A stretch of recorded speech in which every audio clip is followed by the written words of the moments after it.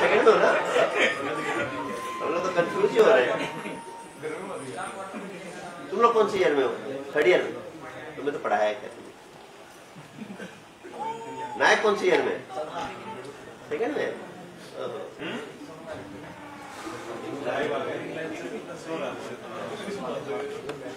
एक बार आ जाए।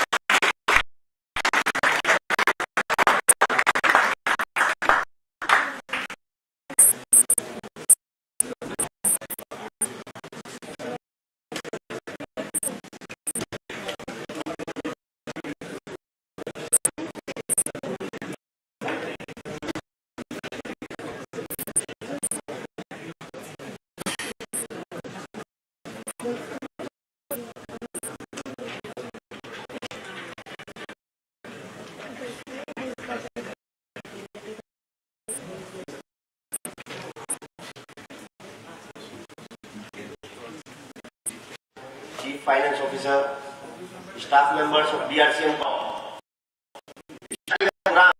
Is the singing of Ma Saraswati blessings. I request the dignitaries in the front row to step forward for lamp lighting ceremony. Please, sir.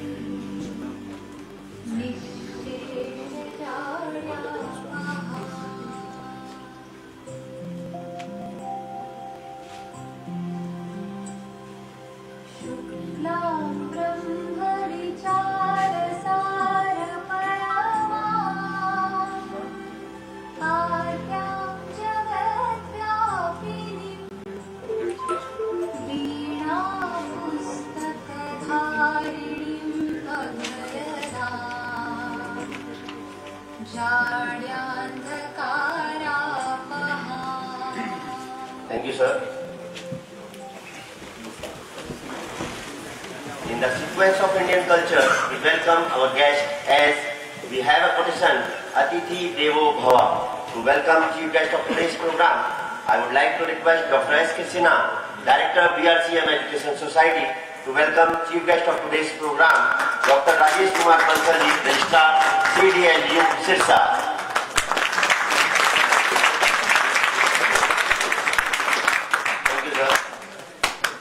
In the sequence, I would like to request Dr. Anuj Kumar Sharma, Principal, BRCM College of Engineering Technology, to welcome guest of honor, Dr. K.S. Sangwanji, Senior Professor with Planning.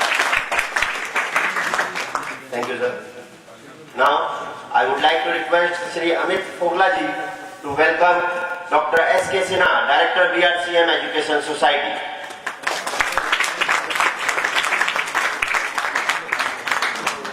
Thank you, sir. I request Dr. Vivek Kumar, Head of Electrical Department, to welcome Dr. Anuj Kumar Sharma, sir, Principal, BRCM College of Engineering Technology. Last but not the least, I would like to request Dr. Dinesh Kumar, sir, Head of Computer Science Department, to present a floral bouquet to Sri Amit Fogla, sir, Coordinator of IQAC and Coordinator and Convener of today's program. Thank you, sir. In the brief introduction of our college, BRCM College of Engineering Technology was established in 1999 and is managed by BRCM Education Society. The college is recognized by UGC and under the section 2F and 12B. It is approved by AICTE. The institute is affiliated to Mahasi Dayanand University, Rohtak. We are also accredited by NAAC B+ grade and going for NBA accreditation for coming session 2022-23. With this introductory words, I would like to request Sri Amit Foglaji, Coordinator IQAC and Convener of today's seminar, to introduce about IQAC and seminar.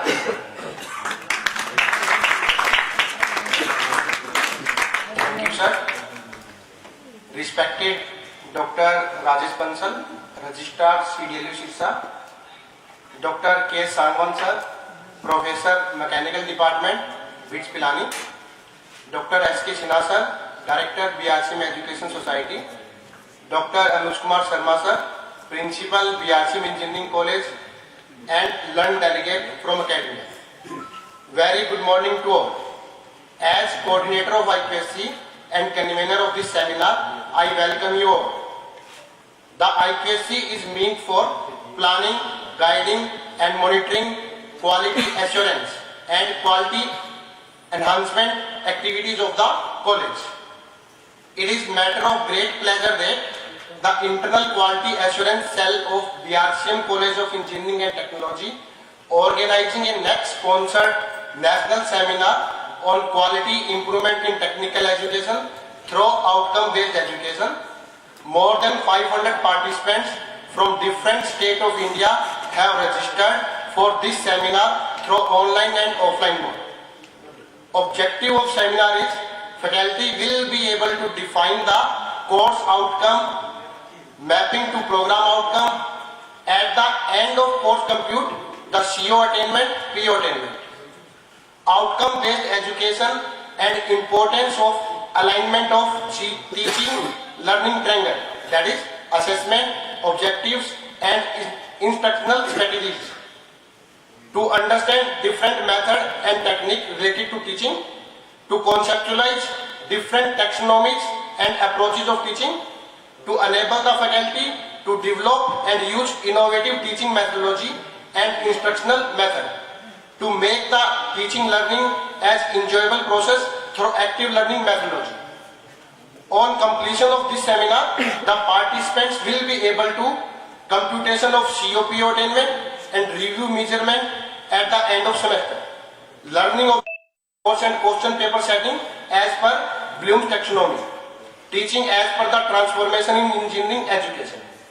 To impart the knowledge of outcome-based education, today we have with us respected Dr. Rajesh Bansal sir, Registrar CDLU, Sirsa, and Dr. K. Sangwan, Senior Professor, Mechanical Department, BITS Pilani. I hope you all will be able to incorporate the learning from these lectures into your educational goals. Thank you.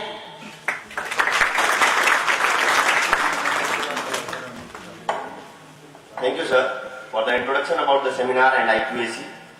Now, I would like to request Dr. S.K. Sinha, Director BRCM Education Society, for his address, motivation for students and staff. Please, sir.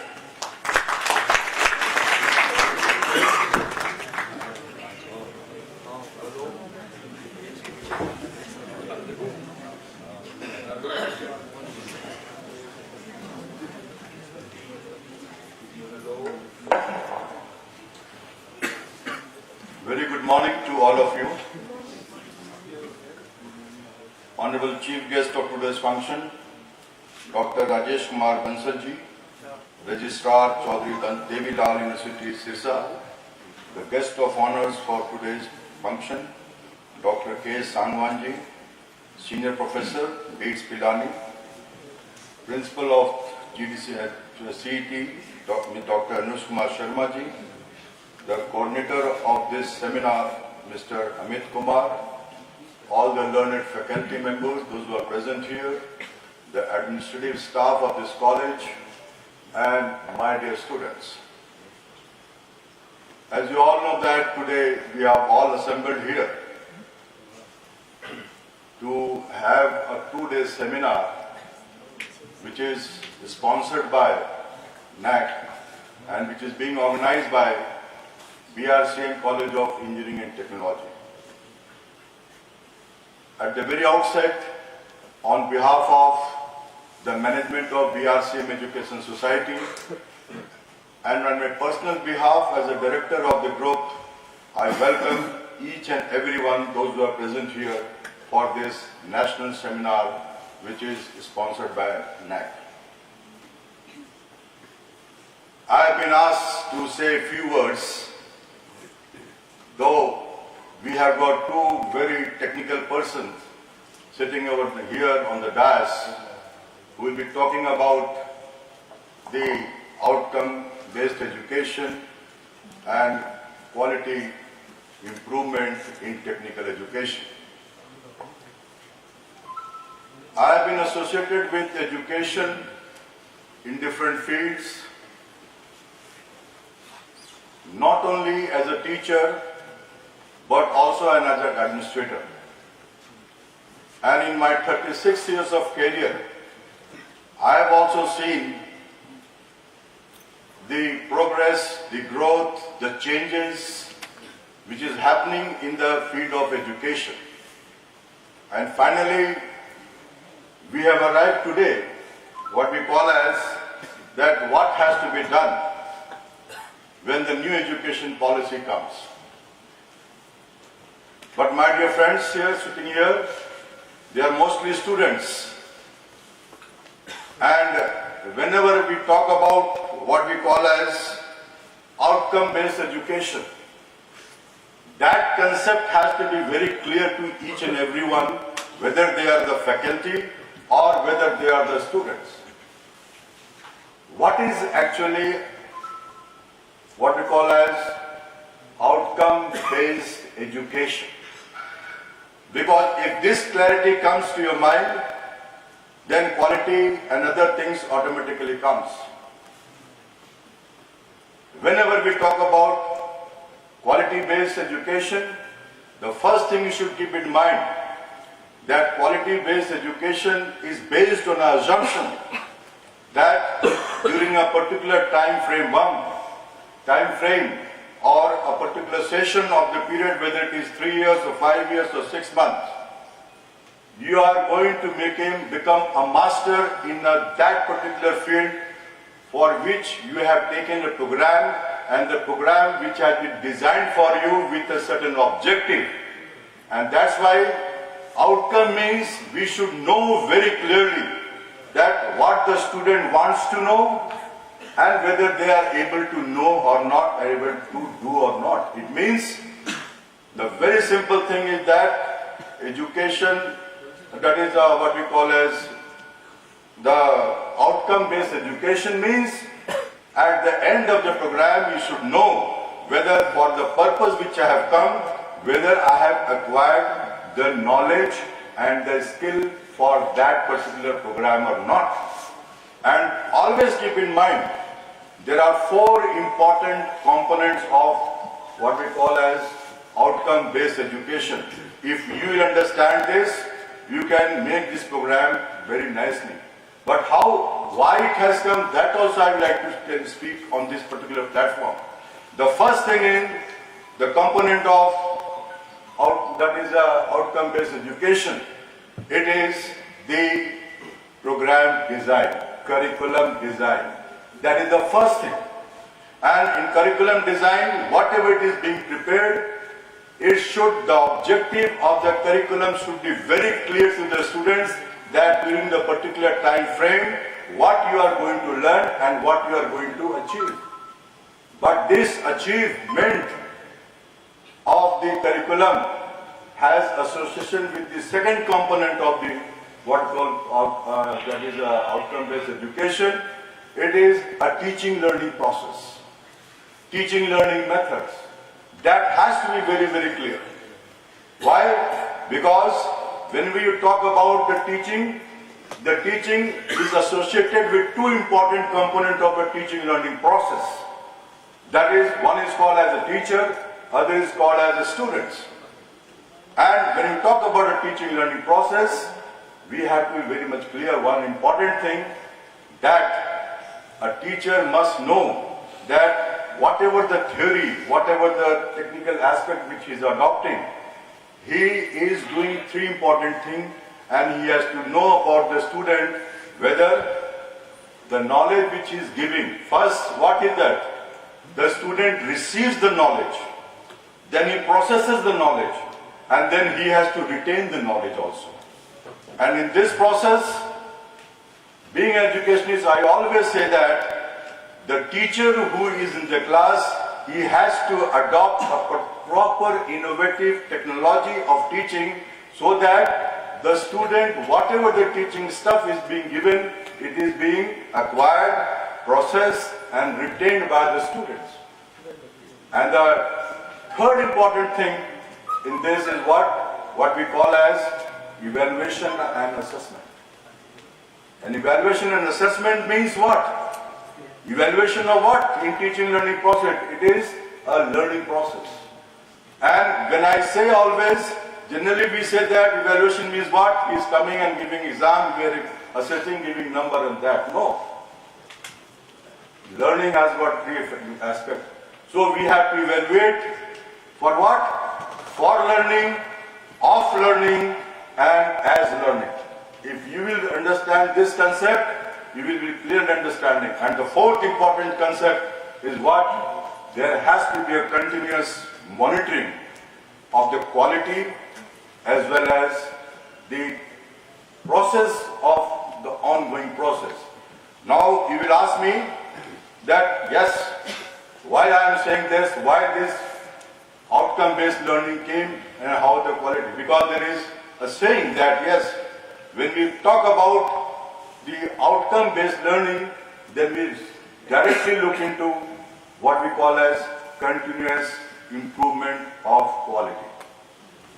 And continuous improvement of quality means concept has come from where? These all things has come when the concept of accreditation came into existence. And accreditation process, which is started with three important things in mind. Why? What are the three important things? Why various accreditation agencies have established various criteria and norms, keeping in mind three important things. I was involved in many inspections because you have to be very clear that what are the three important things which was there, which has made us to fix up the criteria. The first important thing is that you should know that every child is learning and succeeding, but every child is succeeding and learning on different rate and in different ways. First thing.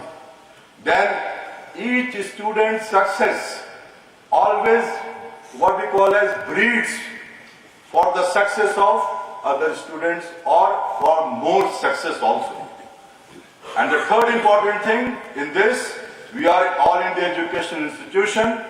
That's why all the academic institutions, whether it's engineering, law, whatever, medical science, PCI, whatever, the academic institutions are there who controls the learning system in the institutions. And that's why whenever we talk about the accreditation, whether it is a MCI accreditation for medical, PCI accreditation or AICT accreditation or a NAC accreditation or NBA accreditation, everywhere they have got certain system. And we are there to follow their criteria. And that's why we always say that we are looking for the accreditation system. In a nutshell, I always say that accreditation has got two important wings. One is qualitative analysis and one is quantitative analysis. Everywhere you will find this thing. And when we talk about quantitative analysis, it is always about infrastructure size, this thing, number of students, number of staff, this thing, that thing. But when we talk about the quality, it is always related to the academic outcome. And then we analyze academic outcome means it is related to the teacher also and it is related to the students also. And that's why we always say that whenever any program is made, any program is designed, any curriculum is designed for any type of professional courses, one thing is always clear. First you design, and what we do, that we have to understand. Then what we do, we go into the criteria of the accreditation body and we try to adopt those criteria so that we can fulfill those norms of the accreditation system, so that at the end of the day, when we are accredited, we are fulfilling the norms and we are grading the grades and other things. And we say that it is what? Outcome-based education. But one thing is always clear. This is only a number game, figure game. Anybody can manipulate the thing if the criteria is fixed. But for me, outcome-based education means once the teacher is there who really use his ethics, his integrity, his knowledge, and impart the knowledge in spite of all the odd situation, and if the students are able to perform well and come out with the flying colors, then we say that he has done the best. But always we talk about outcome-based education. Outcome-based education. Now, when you talk about the present scenario, new education policy, if you go through the detail, they are trying to ease out the norms. Why they are trying to ease out the norms? Why they are changing the things? In a simple word, in 2 lines, I will always say that the new education policy is taking all the initiative only to develop a creative intelligence so that the students can become more employable. At the present, the students are not employable. So to make it more employable and to have a better prospect of the employment, that new education policy is trying to ease out, and it is always outcome-based education so that the coming generation are going to be benefited. I'm not going to go in detail. I can speak in length for an hour on this particular topic, but I have been given only 10 minutes. So with these few words, once again, I welcome and thank the 2 dignitaries, those who are here amongst us, and I hope that our students and our staffs are going to be benefited in the lectures which will be delivered by you, and hopefully our institution will be also benefited. Thank you very much.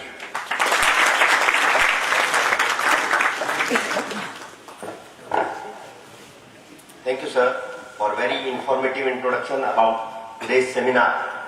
Now, I would like to request dignitaries in the front row to display today's seminar leaflet. Please, sir.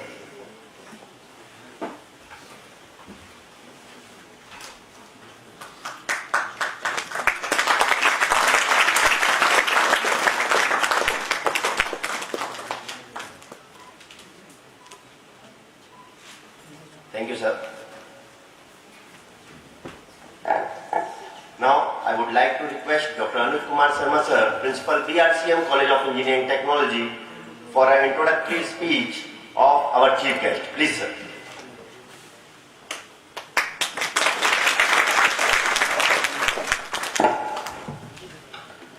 Thank you, Dr. Gaur. A very good morning to all. First of all, I would like to welcome Honorable Chief Guest Dr. Rajesh Bansal ji, Registrar Chaudhary Devilal University, Sirsa. Sir, we are honored with your presence. Brief introduction of Dr. Bansal is, Dr. Bansal completed his B.Tech Mechanical Engineering from Punjabi University, Patiala in 95. After that, Dr. Bansal completed his M.Tech Mechanical Engineering from NIT Kurukshetra in 2005 with 9.7 CGPA.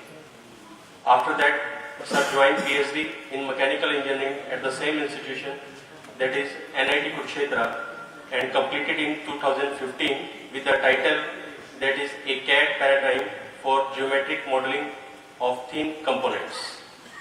Presently, sir is serving as a registrar in Chaudhary Devilal University, Sirsa, since May 2022. Dr. Bansal also served as controller of examination in Chaudhary Ranbir Singh University, Jean, for 6 years. Sir is having more than 25 years of experience in teaching and in administration in reputed organization of state.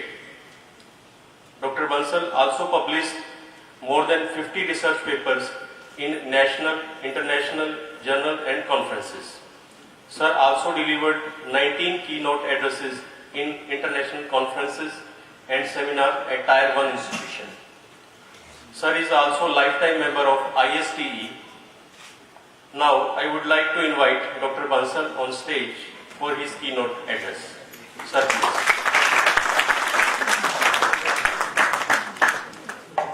I would like to request the dignitaries in the front row to step forward in the front row of seminar hall. Please.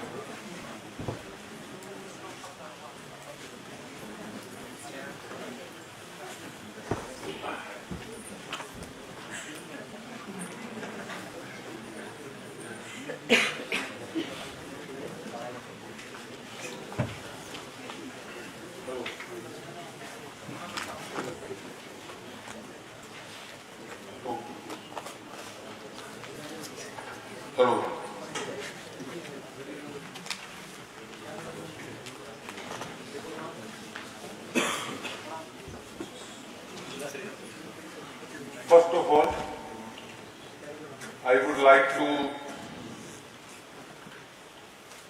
thank the organizing team of BRCM Group of Educations, particularly Dr. Sinha, my friend Dr. Anuj Sharma, and many of my old colleagues in the delegates and audience,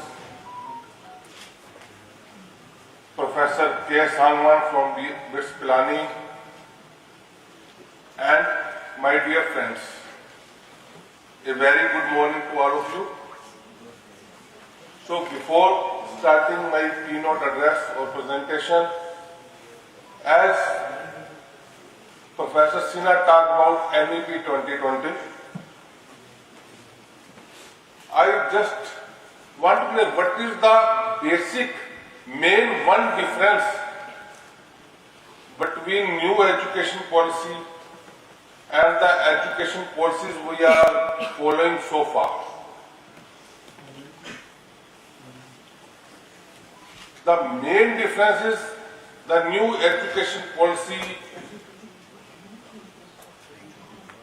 told us that this policy is totally student-centric.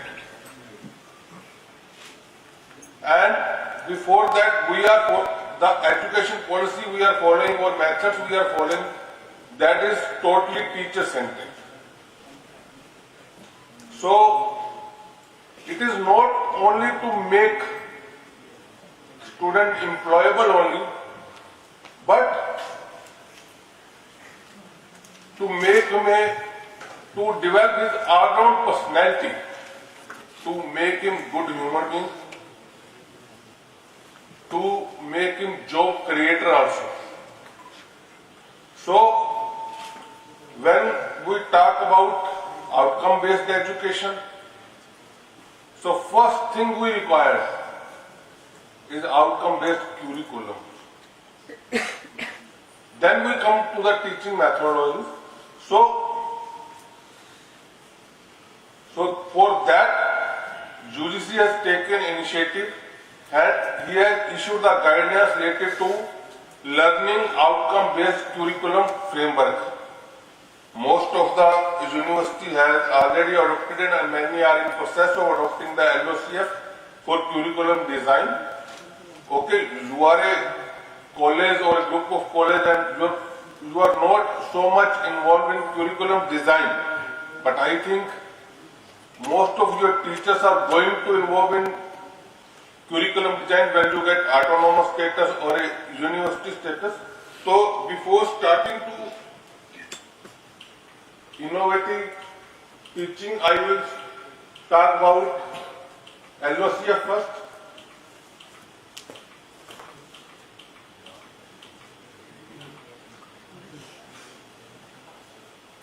That why LOCF? Learning outcome-based curriculum framework. First, initially I have talked that the old systems are teacher-centric and we have to move to student-centric education system. So, again the LOCF is to define outcome of each program and each course in the program. Here, many of us first talk, when we talk about course, they say BTech is a course and the subjectivity that are subjects that are not course. Here terminology has been changed. The course you earlier defined, that is a program. That is BTech is a program. And the papers or subjects you teach or you taught, that is course. So each course has to be, outcome of each course has to be defined and outcome of program, even outcome of a semester or outcome of a year is to be defined. So that is and after that, to achieve those, after achieving those outcomes, you have to map them also. So that is the main objective of LOCF.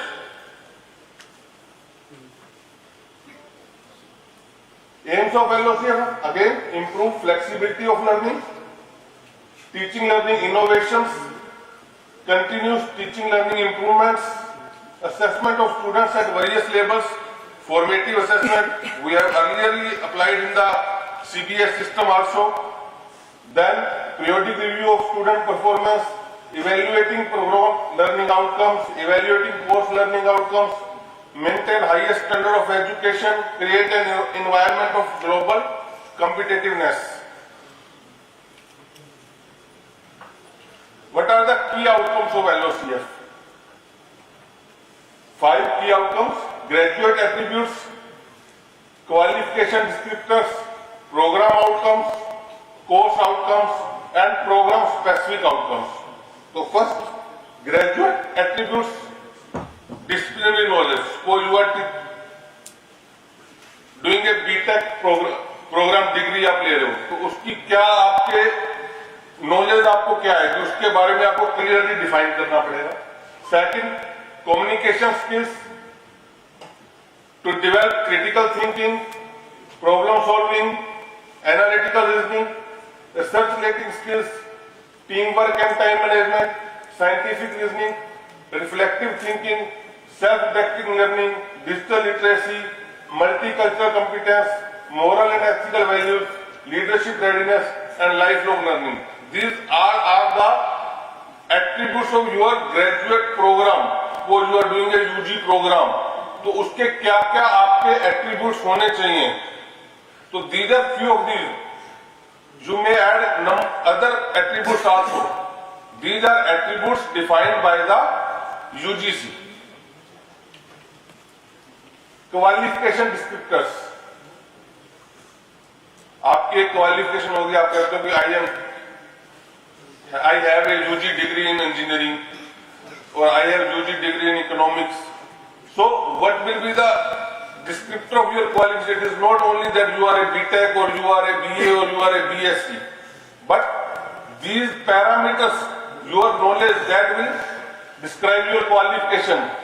Have you ability to understand the role of scientific developments in changing world from the disciplinary perspectives, जिसमें आपकी particular education है, as well as in relation to its professional and everyday use. अभी professor Sinha ने बताया था कि employability नहीं है, तो जो हम नॉलेज सीख करते हैं, whatever knowledge we seek from our education, we are not able to transform it into our professional fields. That is the main reason. The second, this is also the major reason, communicate ideas. Communications में हम lack कर रहे हैं कहीं ना कहीं. Communicate ideas, opinions and values, both scientific things and values of life in all shades and shapes in order to expand the knowledge of the subject as it moves from classroom laboratory to industry and society.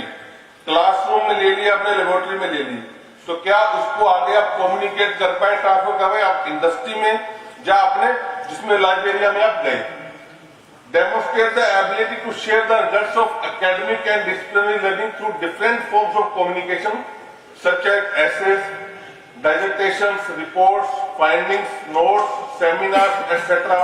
on different platforms of communication such as classroom media and the internet. हमारे बहुत से friends और आप लोग भी अब जब अच्छी इंस्टीट्यूट में आगे पीजी प्रोग्राम के लिए विद इन इंडिया या आउट ऑफ इंडिया अप्लाई करते हैं, तो आपने देखा होगा कैसे लिखवाते हैं आपसे. तो वो ऐसे का लिखवाने का ऑब्जेक्टिव क्या होता है कि जो आपने अभी तक एजुकेशन गेन ली है उसको आप कम्युनिकेट, उसके बेस पे कम्युनिकेट कर पा रहे हैं या नहीं कर पा रहे. Recognize the scope of the program in terms of career opportunities, employment and lifelong engagement in teaching, publishing, communication, media, soft skills and other allied fields. अभी क्या हो रहा है, अभी हम बात भी कर रहे थे, अभी हम कोई भी क्वालिफिकेशन गेन कर रहे हैं तो हमारा एक मोस्टली हम लोग एक ऑब्जेक्टिव है to get a government job. इसके अलावा शायद हम और कोई कैरियर अपॉर्चुनिटी उसमें रिकॉग्नाइज ही नहीं कर पा रहे. तो उन कैरियर अपॉर्चुनिटीज को रिकॉग्नाइज करना, एक मैकेनिकल इंजीनियर बहुत अच्छा ऑरेटर हो सकता है, बहुत अच्छा मोटिवेटर स्पीकर हो सकता है, या किसी फील्ड में वो अपनी इंडस्ट्री सेटअप कर सकता है, वो सब रिकॉग्नाइज करना प्रोडक्ट डेवलपमेंट के लेके, that is the objective of the LOCF. So these are qualification descriptors. Then program outcomes. एक प्रोग्राम के कोई भी आप रन कर रहे हैं, बीटेक है, BBA है, BCA है, UG प्रोग्राम्स की बात कर रहा हूं, तो उसके क्या क्या आउटकम्स होने चाहिए जो UG ने डिफाइन किए, सिर्फ उन्हीं की बात करूंगा मैं यहाँ पे. फर्स्ट, नॉलेज, ऑब्वियस है, हम कोई भी क्वालिफिकेशन नॉलेज के लिए करते हैं. Second, problem analysis capability. Third, development and designing of system. Fourth, analyse and solve complex problem. Fifth, use of latest tools end devices. Six, society responsibilities. Seventh, environment. Eighth, ethics of individual. Ninth, team work and individual contribution.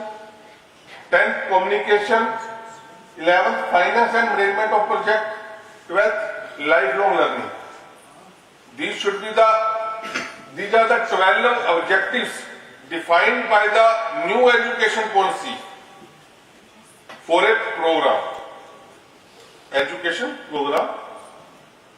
Then course outcomes. What is course outcomes? It is the goals or outcomes that a student is expected to attain at the end of a specific course, semester or academic year. कि एक subject मैंने पढ़ा, engineering drawing आपने पढ़ी mechanical engineering में, तो उसके outcome में आपने क्या गेन किया. एक सेमेस्टर आपने पूरा पढ़ा या एक ईयर आपने पूरा पढ़ा, उसका आउटकम में आपने क्या गेन किया. So, suppose यहाँ पे मैंने एग्जाम्पल लिया, studying a course in economics course. Then, what will the course outcome attainment of student are evaluated on the basis of 6 layers of Bloom's taxonomy. First, what he remembered, what he understand, what he applied, what he analyzed, and then to evaluate him, and on the basis of course, what can he create. Program specific outcomes. हमने program outcome की बात की, program specific outcomes की बात की, course outcomes की बात की. Program specific means suppose BTech is a program and you are doing BTech mechanical engineering, electronics engineering और सिविल इंजीनियरिंग और computer engineering. So what are the specific outcomes of mechanical engineering program, and what are the courses in that program which are achieving these specific program outcomes. What are the relations between course outcomes and program outcomes? Suppose आप BA में एक English का course पढ़ रहे हैं, and उसका जो course outcome जो है मेरी रिक्वायरमेंट ऑफ फुलमेंट, वो कौन कौन से प्रोग्राम आउटकम्स को फुलफिल करेगा. फर्स्ट नॉलेज को, सेकंड कम्युनिकेशन को, थर्ड टीम वर्क को. तो इनके साथ इसका क्या रिलेशन है? CO1 is related with PO1, PO10 and PO9. Suppose आप उससे जो आपकी नॉलेज है, जो प्रोग्राम आउटकम की है, BA इंग्लिश ऑनर्स आप कर रहे हैं, तो 40% आप उससे नॉलेज से रिलेटेड है. वो डिपेंड करता है कि उसके आपने जो कंटेक्ट आवर्स हैं वो कितने रखे हैं, वीकली या सेमेस्टर वाइज. तो अगर उसके ज्यादा लेक्चर्स, कंटेक्ट आवर्स आपके नॉलेज बेस्ड है, तो दैट इज मेन ऑब्जेक्टिव हो जाता है उसका. और उसके अलावा उसके बाकी सब objective depending on the percentage. अगर उसका percentage of lectures greater than 40% है, then the level of correlation is high, and if it is between 25 and 40%, that the level of correlation is moderate, and if it is between 5 to 25%, it is low, and below 50% it is insignificant.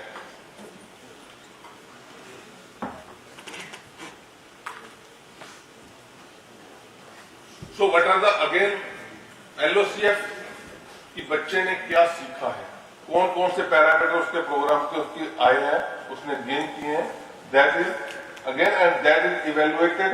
और अब जो choice based criteria system तो शायद आप follow कर रहे हैं, वो उसमें फ्लेक्सिबिलिटी इलेक्टिव की फॉर्म्स में आपको करता है, उसमें कौन से कोर पेपर्स होते हैं, कौन से डिपार्ट आपके प्रोग्राम इलेक्टिव होते हैं, कौन से इंटरडिसिप्लिन इलेक्टिव होते हैं, वो सब उसमें क्लियरली डिफाइन होते हैं। ये कोर्स मैप फॉर एलओसीएफ है कि कौन कौन से प्रोग्राम आउटकम किस किस कोर्स से कैसे कैसे रिलेटेड है। आउटकम 1 मान लो सभी कोर्सेज से रिलेटेड है, आउटकम 2 कुछ कोर्सेज से रिलेटेड है। ये आप इस तरह से बाद में मैपिंग करते हैं। Assessment methods in LOCF, again time to time assessment is required and the according to formative assessment progress toward achievements of learning outcomes, जो कि following methods जो हम कर रहे हैं पहले भी, time to stand examinations mid semester और semester end, closed book and open book test। तो अभी जब कोरोना आया तो सब online examination, open book examination की बात कर रहे थे। ठीक है, हमारी जो बहुत ही फ्लैग बीलिंग इंस्टीट्यूट्स हैं जैसे IITs हैं, बिट्स हैं, हाँ होता है ओपन बुक एग्जामिनेशन, कुछ कोर्सेज के लिए फॉलो होता हो। लेकिन जो बाकी हमारे यूनिवर्सिटीज में इश्यू आया कि हमारा जो क्यूरिकुलम था वो ओपन बुक एग्जामिनेशन के अकॉर्डिंगली प्रिपेयर ही नहीं था। तो इसलिए जो अब एलओसीएफ आता है उसके अकॉर्डिंग जब क्यूरिकुलम डिजाइन करेंगे और उसको इंप्लीमेंट करेंगे तो ओपन बुक एग्जामिनेशन में उसका एक कंपोनेंट होगा जिसमें आप इवेल्युएशन कर सकते हैं। Problem based assignments, practical assignments, laboratory reports, observation of practical skills, individual project reports, case studies, team project reports, oral presentation, seminar presentation, ये सब आपके असेसमेंट के मेथड्स हैं। तो ये आपके एलओसीएफ के बारे में। अब उसके बाद जो सेकंड, आपने एलओसीएफ आपने डिजाइन कर लिया, सिलेबस डिजाइन कर लिया, अब उसके बाद जो आता है हमारा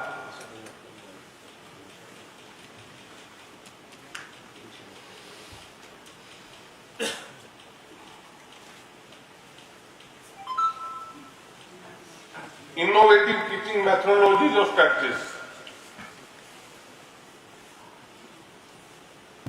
What is innovation? In education particularly when we talk about innovation, it is not only the use of technology or finding new ways for education. These are the part of innovation, but basically innovation is the different way of looking at the problem and solving it. So how it is useful in education? It encourages research, of course, improve problem solving and critical thinking, adopt more soft skills, check student understanding, improve self-evaluation in even classrooms. तो यहां पे जो कुछ strategies को मैं discuss करूंगा,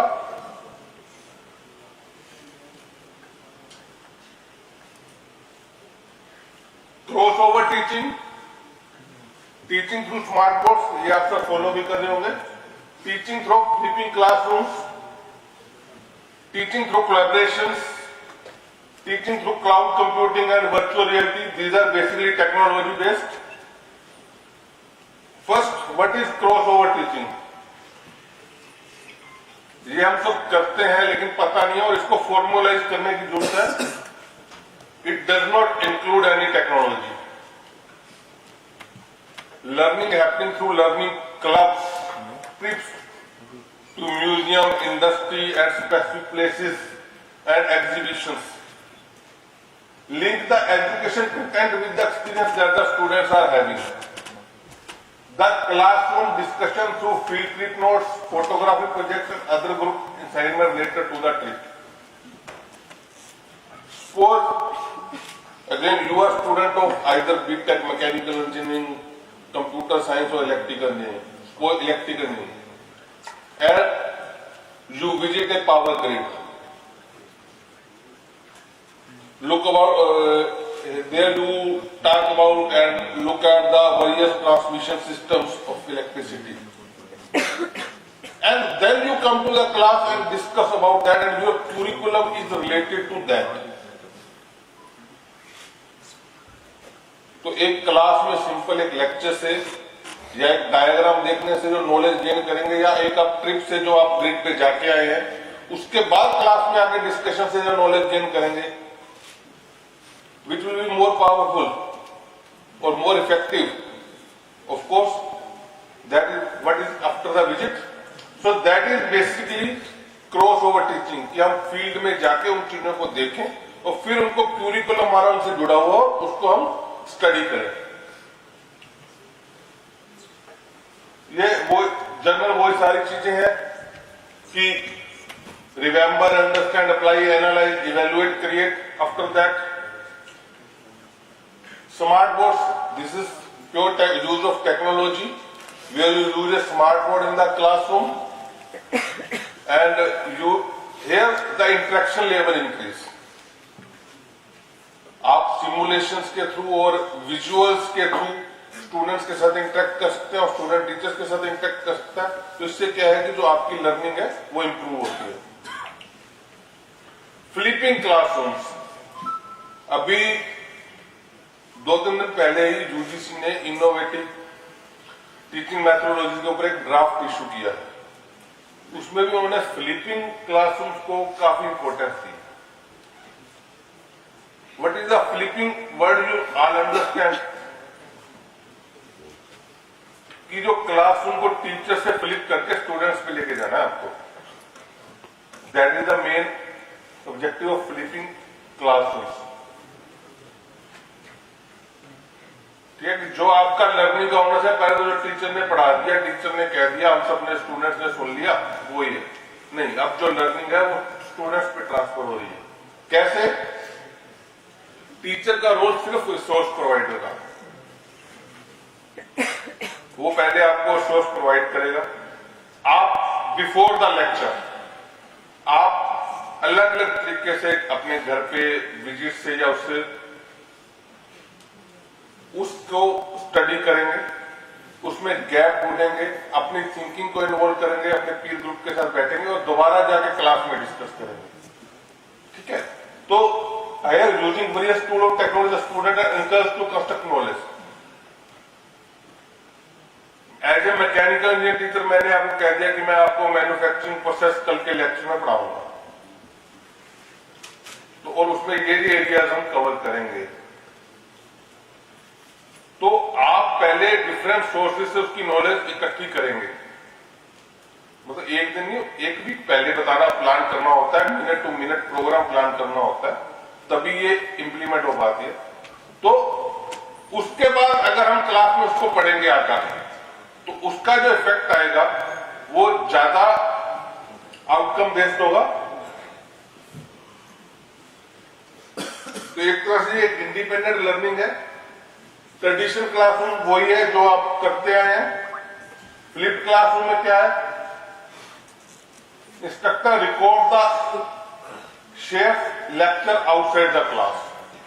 यानी जो मैंने पढ़ाना है आपको एक वीक बाद, 10 दिन बाद, मैं उसकी एक छोटी सी रिकॉर्डिंग 10 से 15 मिनट की वो करके स्टूडेंट्स के साथ शेयर करूंगा. Then student watch listen to the lecture before coming to class. Class time is devoted to applying learning activities and more higher order thinking topic. सिर्फ ये नहीं कि बच्चा सिर्फ उसको देखेगा नहीं कि जो रिकॉर्डिंग मैंने भेजी उसको देख ली, उसके अलावा वो उसमें जो आज डिजिटल रिसोर्सेज हमारे पास है उससे उस टॉपिक्स के बारे में ज्यादा से ज्यादा बेसिक जानकारी या हायर ऑर्डर जानकारी जो उसके अलग अलग लेवल है वो उससे गेन करेगा. फिर उसको हम आगे क्लास में डिस्कस करेंगे ताकि हम उससे और ऊपर एक ऑर्डर पे जा सके. These are the rules of flipping.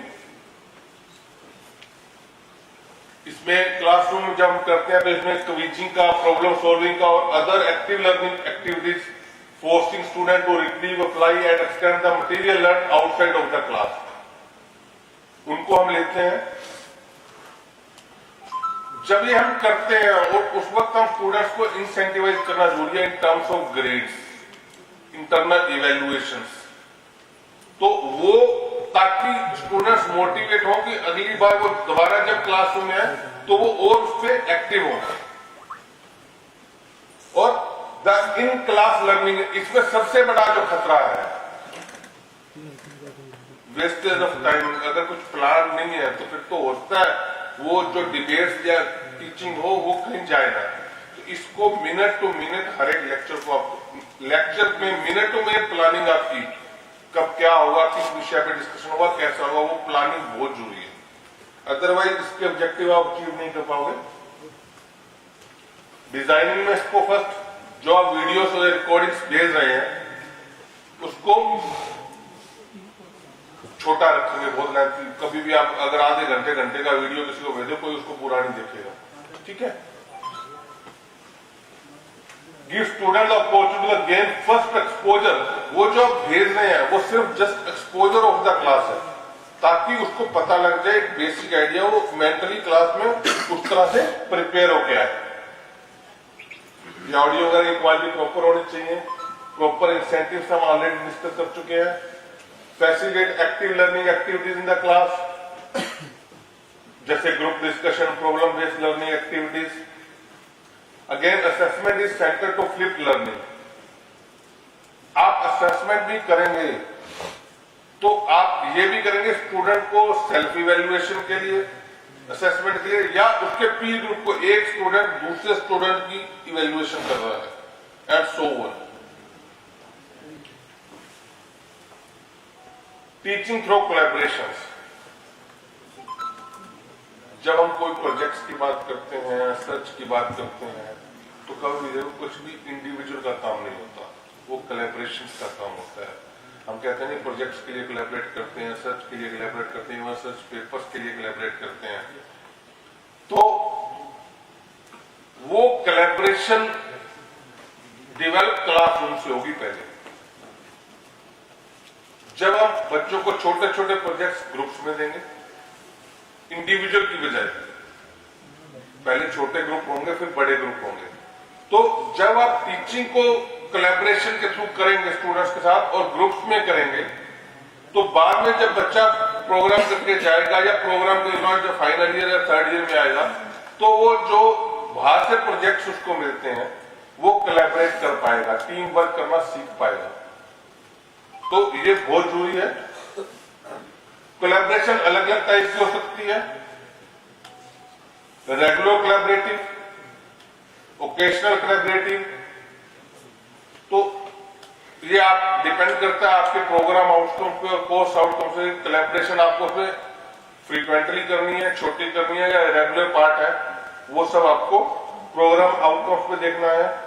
Type of collaboration, teacher directed, teacher assigned, student directed. Teacher कोई असाइनमेंट देता है, student work on that assignments, ठीक है। Teacher plan, concept, organise individual component and assemble final product. अलग अलग बच्चे को अलग अलग रोल दे दिए, भी आप ये करके लाना, आप ये करके लाना, आप ये करके लाना, और फिर उसको सारे को इकट्ठा करके टीचर ने उसको असेंबल किया। That is basically teacher centric. Assign, इसमें क्या है, स्टूडेंट कैन प्लान। स्टूडेंट ये प्लान, एक प्रॉब्लम असाइन कर दी, अब स्टूडेंट ये प्लान करेंगे कि कौन सा बच्चा क्या करेगा, ठीक है। टीचर सेलेक्ट टास्क और challenge and organise material and needed information. अब उसके बाद जो उनको क्या, उसके बाद उसको ऑर्गेनाइज करना वो टीचर का काम। थर्ड, टोटली स्टूडेंट डायरेक्टेड, या सिर्फ टीचर जो है वो सपोर्ट करेगा, सब कुछ स्टूडेंट्स प्लान करेंगे, स्टूडेंट टास्क चूज करेंगे और स्टूडेंट ही उस पर काम करेंगे। टीचर का काम जहां पे उनको कोई इश्यू आ रहा है वहां सपोर्ट करने का। Teaching through virtual reality. Virtual reality, आज आप सब आर्टिफिशियल इंटेलिजेंस और वर्चुअल रियलिटी की बात कर रहे हैं, तो ऑब्वियस है इसमें इंटरेक्शन लेवल जो है वो बढ़ जाता है, टेक्नोलॉजी का यूज है, ठीक है, through interaction with 3D world. For instance आप हिस्ट्री की क्लास ले रहे हैं तो कोई आप किसी पुरानी बिल्डिंग की या किसी उसकी बात कर रहे हैं, या किसी इवन आप पुरानी कल्चर्स की बात कर रहे हैं, आप कर रहे हो सिंधु सभ्यता की बात कर रहे हैं, तो उसके जो 3D सिमुलेशन है, जब आप उसको वहां पे प्रेजेंट करेंगे आर्टिफिशियल इंटेलिजेंस वर्चुअल रियलिटी के थ्रू, तो ओबियस है कि वो जो लर्निंग है, क्योंकि हिस्ट्री में हमारे साथ दिक्कत यही तो आती है, चाहे आप साइंस की भी बात करते हैं कि हम कहते हैं यार हिस्ट्री में तो रट्टा मारना पड़ता है। तो जब हम 3D टेक्नोलॉजी का यूज करेंगे, वर्चुअल टूल्स का यूज करेंगे उसमें, तो फिर आपको कुछ भी वो नहीं है, आपको अपने वो चीजें आपके अंदर चली जाएंगी, आपकी नॉलेज जो है, जो आपकी टीचिंग है, वो इफेक्टिव हो जाएगी। ठीक है,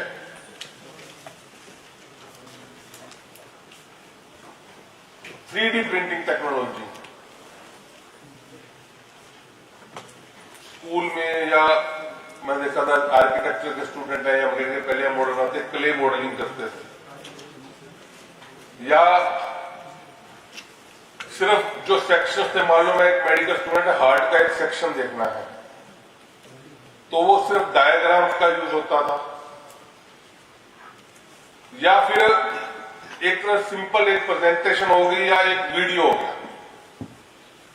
अब 3D प्रिंटिंग एक एडवांस टेक्नोलॉजी है, अभी हमारे देश में बहुत कम जगह IIT में कुछ इंप्लीमेंट कर रहे हैं, इतनी नहीं है, बाहर USA और अमेरिका में काफी ये फेमस हो चुका है। आप उसका 3D मॉडल क्रिएट करते हैं, जब आप 3D मॉडल क्रिएट करते हैं 3D प्रिंटर्स के through, 3D printers are machines, high level machines, तो उसमें आप उनके सेक्शंस को बहुत क्लियरली स्टूडेंट जो है वो विजिबल हो पाता है। ठीक है, हमारे लेवल के इंस्टीट्यूट में इसको इंप्लीमेंट करने में भी समय लगेगा, लेकिन it is an advance technology. ये उसी के बारे में, 3D प्रिंटर्स के बारे में। Cloud computing we all are using, जो मूक्स हैं आपके, बेसिकली वो क्लाउड कंप्यूटिंग के थ्रू आप एजुकेशन प्रोवाइड कर रहे हैं मूक्स में, तो वेरियस टाइप क्लाउड्स जो है आप सब कंप्यूटर के स्टूडेंट्स जहां बैठे हैं मेरे तरफ से 4 टाइप्स के होते हैं, पर्सनल, पब्लिक, बिजनेस, हाइब्रिड, और इनके थ्रू आप अपना टीचर अपना अपलोड कर सकते हैं, उसके असेसिंग राइट्स प्रोवाइड कर सकते हैं आप, और उसी तरह से कि किसको क्या राइट है वो उसमें एडिट कर पाता है, मॉडिफाई कर पाता है, कौन उसको सिर्फ डाउनलोड करके पढ़ पाता है। तो this is about cloud computing.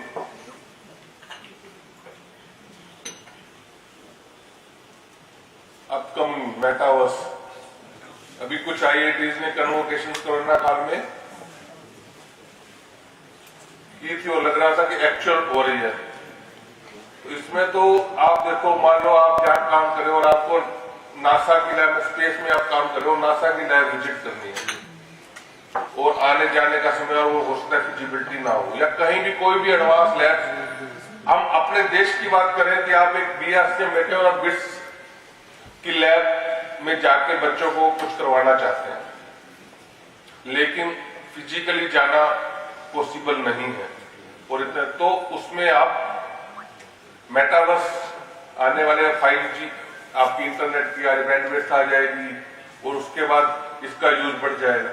तो आप वर्चुअली सिर्फ विजिट नहीं कर पाएंगे, इंटरेक्ट कर पाएंगे आप अपनी जगह बैठे, और एक टीचर बहुत से स्टूडेंट्स में साइमल्टेनियसली कर पाएगा। तो ये तो आपकी जो एजुकेशन सिस्टम में एक तरह से बिल्कुल ही एक रेवोल्यूशन आ जाएगा और इसके बहुत बेनिफिट होंगे।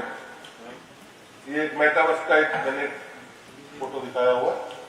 सो this is all about innovative technology from my end. There may be many methodologies you may have gone through or you may have applied. So this all are to basically achieve the learning outcome. And learning outcomes are many, not only to gain knowledge, to transform that knowledge to the professional world, to transfer to the others, and to make people good human beings. So with this, thanks, and thanks to the organizers. Thank you very much.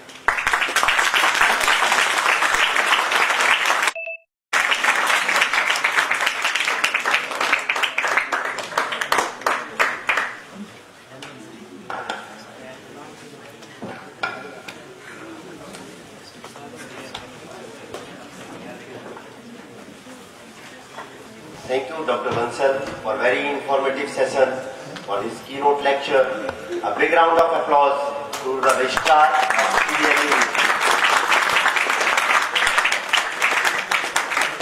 He has really said that in the new education policy, the education system has been changing from subject learning to learner oriented. So, to felicitate the chief guest of today's program, I would like to request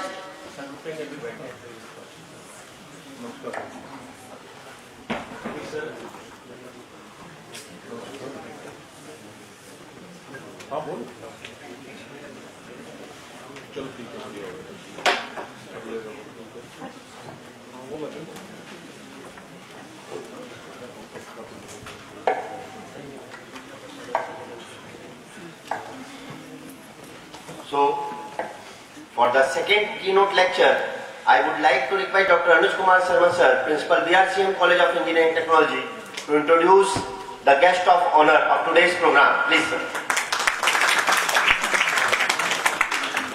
Thank you, Dr. Gaur.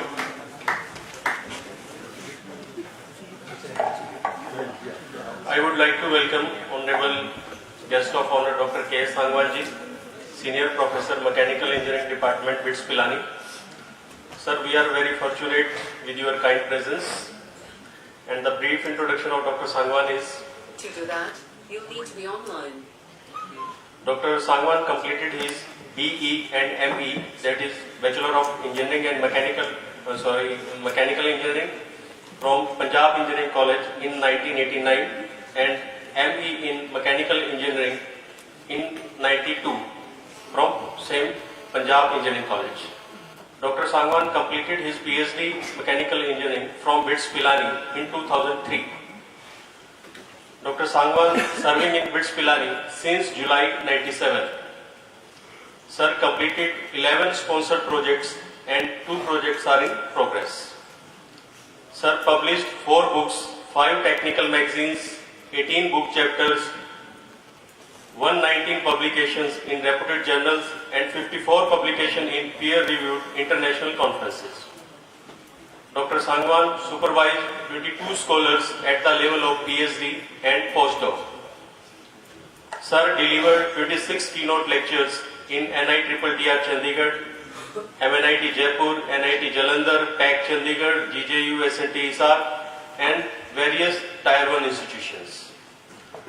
Sir is Fellow of Institution of Engineers, Senior Member of Indian Institute of Industrial Engineering, Lifetime Member of Society of Operational Management. Now I would like to invite Dr. Sangwan on stage for his expert lecture. Sir, please.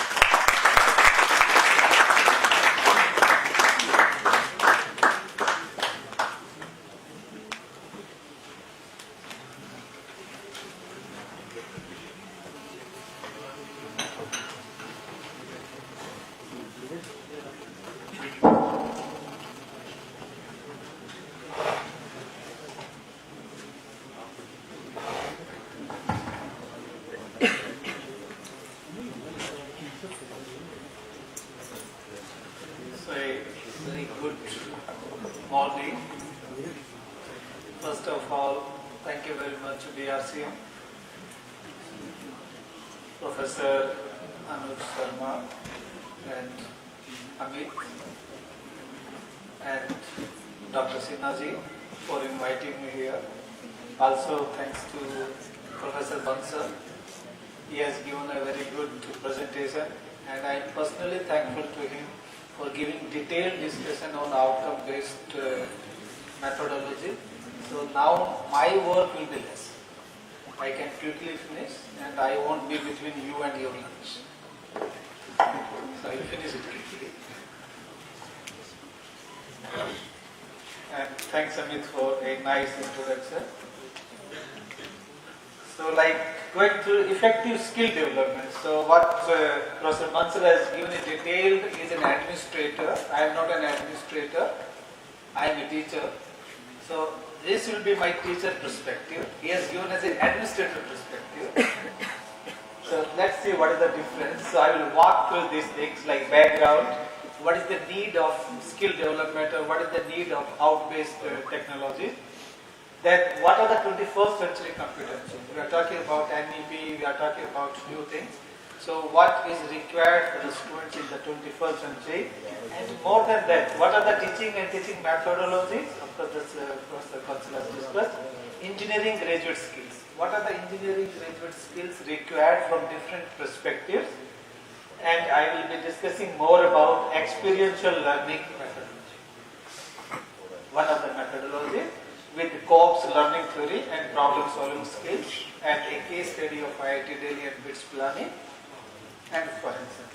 So just to tell that Professor Bansal has told that open book in BITS planning since its inception from 1974, we have compulsory one open book component in each and every course. Just now, 2 days back, I have taken an examination for sustainable manufacturing. Everything is open. Open resource, open internet. You do whatever you want. So whatever you learn, and it's always difficult. For students, open book examination is always difficult than the closed book examination. Now this is a midterm examination, I have given open internet, students were very happy. Sir, open internet? Yes. Okay. They think that open the internet is the examination hall. Now, I can see their faces, they will say, nahi sir, closed book hi bana. End semester examination. So, why open book is important, we will see. So, this is the background. So, you take anything, AICT report, FICCI report, or OECD report, and even that World Economic Forum report, which India follows a lot, they have all said that Indian engineers are unemployable. About only AICT report says less than 25% are employable. That does not mean that they are not employable, that means that their skill set is not as required by the industry. So they are not readily employable by the industry. They have to be trained. So we did a study, most of them.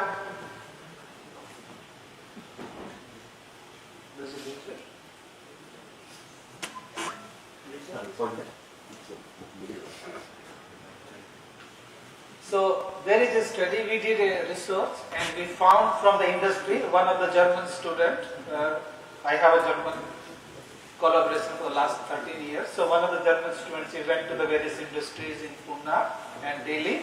He did a study and find out that problem solving skills are the most important. 86% of the industry people said that the most important skill is the problem solving skill. We will discuss what is problem solving skill. Followed by teamwork. 79% said that teamwork is important, and only 33% of the employers said that higher knowledge skills. So whatever you learned, technical knowledge is important. Only 33%. So it's not so important. Problem solving skills and teamwork, they are more important than the knowledge what you give. And then OECD said that the knowledge and the skill future engineers requires, how instructional systems can help develop that knowledge and skill. That is why everybody is talking about NAAC accreditation, PSO, PO, CO. Everybody and the new NEP is talking about that. How to do that? There is another background. There are various research papers and reports which say the low rate of engineering employability, AICT, National Employability Report itself says that Indian engineers are not employable. They are not work-ready graduates. There are many, they are saying in the different language, not work-ready graduates and not equipped with sufficient skills to adapt and acclimate. So that's important. What is the meaning of adapt and acclimate? Focus on the technical knowledge. If you have only technical knowledge, what has happened during the COVID? Those who are good in the communication, they know the networking. So networking is the latest skill. It's not most important is problem solving skill, but networking is the latest skill for engineering graduates. And because of the COVID, those who are very good in networking can easily, were able to listen to the professors easily. during COVID. So these are the skills. Then an asset to the industry and workplace. If you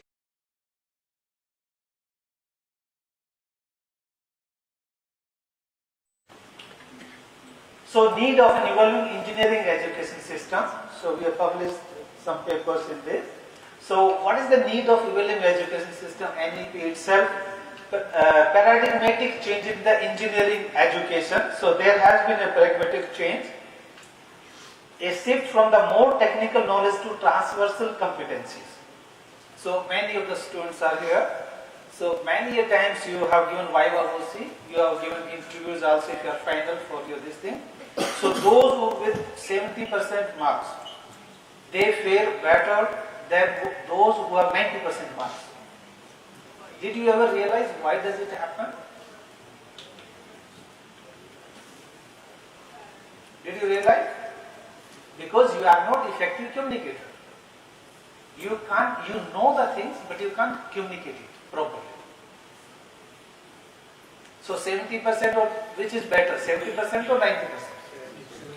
70% is better. It depends on the overall outcome based. So that's the pragmatic. Transversal competencies are becoming important. Then we have the inclusive learning. So it's a multiple or interdisciplinary oriented toward the situated social scenario. The example of multi and interdisciplinary. Your mechatronics, your artificial intelligence based things, they are all interdisciplinary things. And oriented towards situated social scenario. So whatever social scenario, we have to apply that.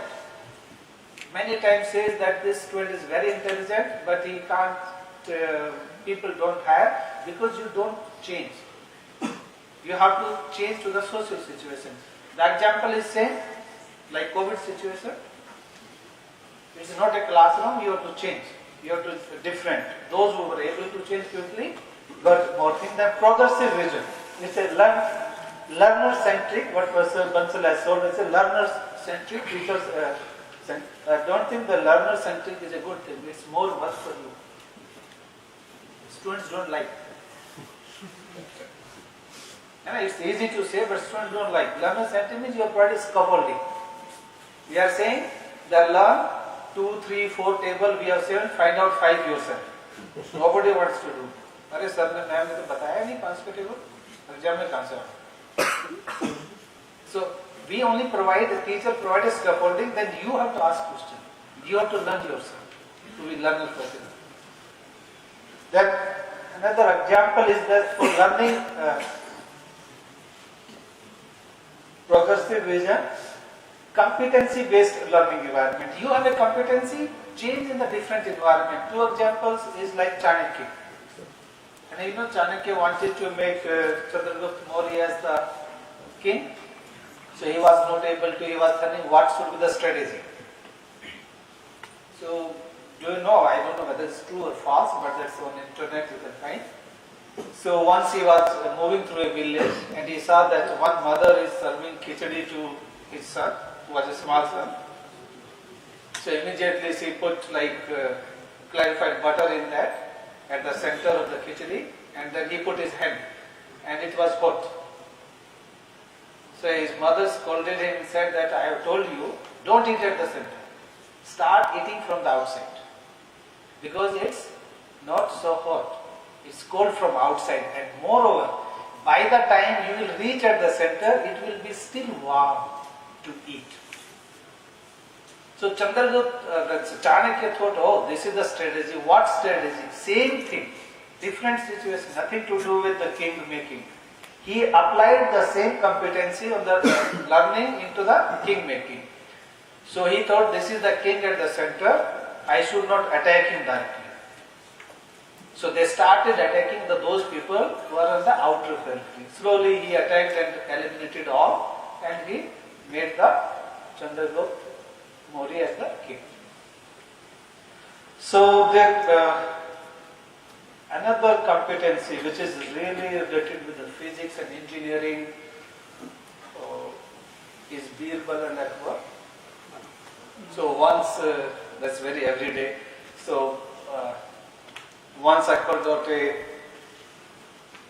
crown for himself, then there are always chachas. So they told, oh, this is fake. He has not made real crown, he has taken away the real crown jewelry and these are all fake he has put.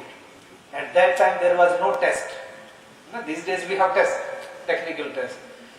So then he said, okay, call him. He put him in the jail. And next day he said, okay, if this is there, then hang him. Then he told Birbal to do something. Then Birbal said, okay, king, just give him a day. I will plan. Let him prove that he is. Then he said, okay, let's give him a day.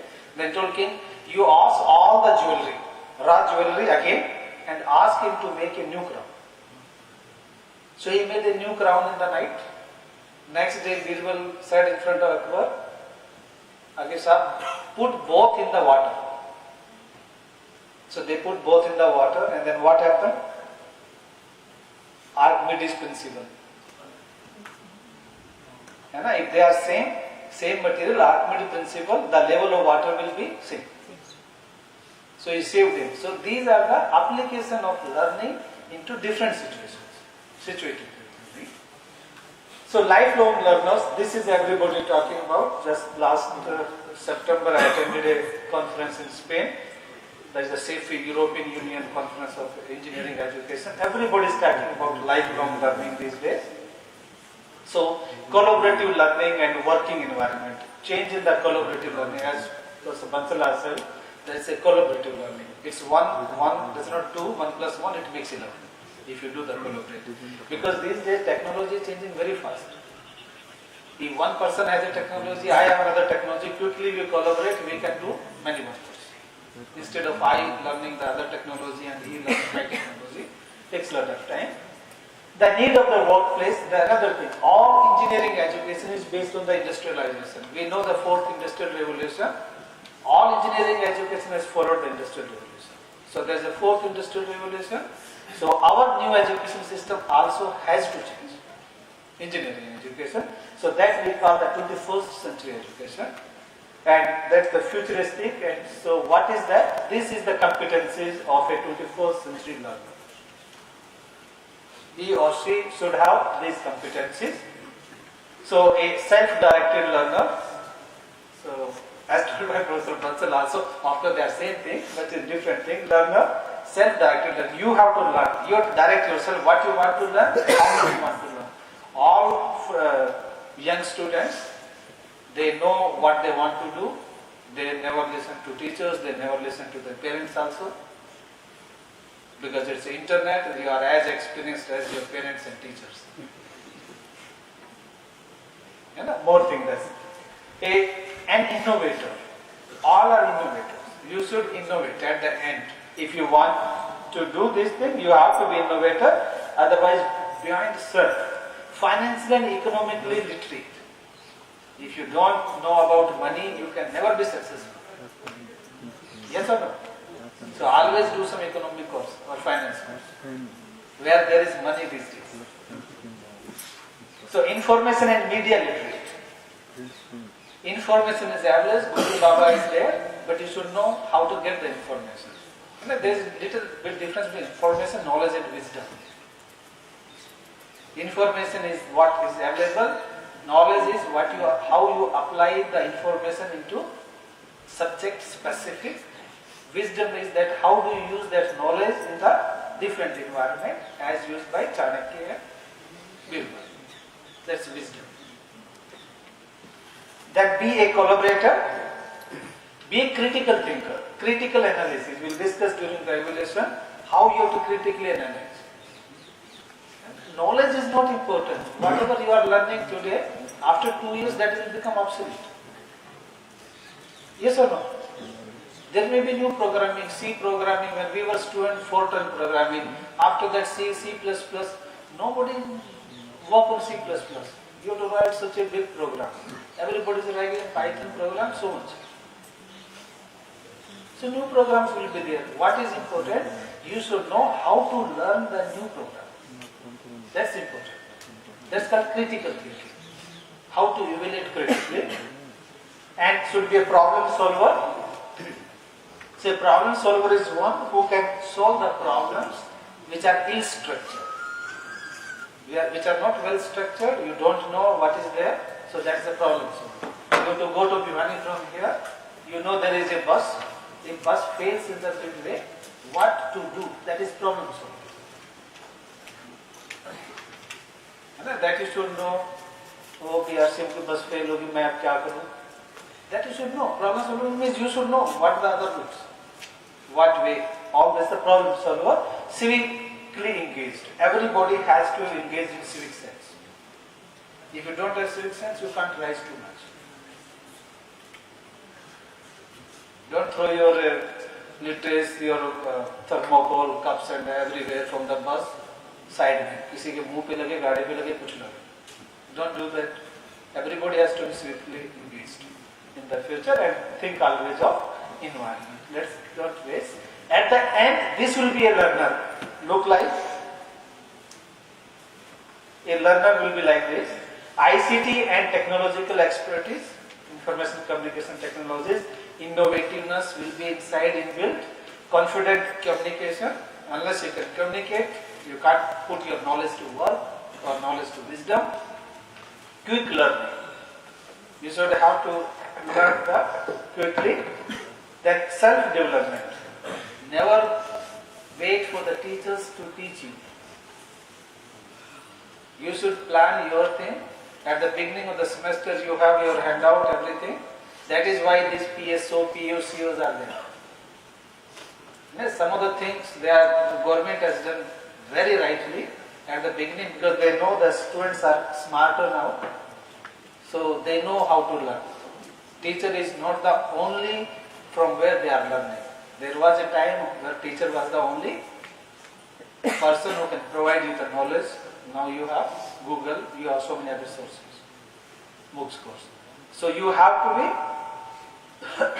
quick self-development. You have to think what I want to do and plan accordingly. Excellent higher education system, desired employment. I have seen students in the second year, they know I want to do this. I want employment of this much. And they work. This is outcome-based employment. I want an employment of 40 lakh at the beginning and they think like that. I will go in this Microsoft, I will go in this. They start calling their seniors in Microsoft. हाँ भैया दीदी क्या पूछते हैं आजकल क्या चल रहा है? They are so smart. They start planning from second year, third year, final year entry. So that's the desired employment and preferred entrepreneurship. When you have innovativeness in yourself, you are confident, you can quickly learn, you can self-develop. You want desired employment, go for entrepreneurship. Government of India is doing so much for entrepreneurship. Imply others. Don't be imply of somebody, imply others like me. Then coming to the main thing, what is teaching? So teaching is a scientific process, it's not non-scientific, that centers around the knowledge enhancement through the information sharing and polished through information shared by teacher, polished through interactive participation allowing the application of knowledge in limited or unlimited, specific or general, inter or intradiscipline to raise, answer and or challenge a query. You should ask that question. Whatever teacher says, you should ask why it is like this. So that is the teaching. So what the teaching methodology? So these are the various teaching methodologies. So there are three different things about teaching. One is the stakeholder, input, output and environment. So stakeholder, there are direct stakeholders like teachers and students, we and you. There are indirect like administrators sitting here, or the parents, or the curriculum developers like AICT, UGC or universities, all those things. So these are the stakeholders, everybody should be involved in that. Then input output, this is process, how is learned and what is learned, product. So product and what is learned, the important thing is that, so I am not so much for outcome based teaching or learning, because one of the worst example of outcome based teaching and learning is coaching institutes. That is contextualized. They have made the learning contextualized. From 7th, 8th, they tell what that is quota? Evaluation, how to crack the evaluation. That's the evaluation based. Students, they are not very good in fundamentals. We have since 2005, we have seen ourselves in bits, the earlier students and now those who are coming from coaching, lot of difference. They are not as good as the old students. So, because that is, what is this? How to crack? Many times the Viva the courses, students say, sir, tell 4 answers, and they tell the one answer, correct answer. If you ask why, they don't know. And they are sometimes honest enough, sir, they taught us in Kota or Hyderabad how to eliminate the answers. So that is the worst example of outcome-based teaching learning. So that's the concept, product, what is learned and how it is learned process. Then the environment is the teacher-oriented, person-specific or student-oriented, person-specific again. I am also not for student-oriented because students don't want to learn. Like your teachers must be giving assignment. How many of you complete the assignment? They give you management project, how many of you complete the project? Projects are the holistic learning methodology. But Professor Bansal has told that if you don't like flipboard etc., if you don't do it minutely detailed, if students are not involved in the process, then there will be no learning. There will be worse than the teacher specific learning.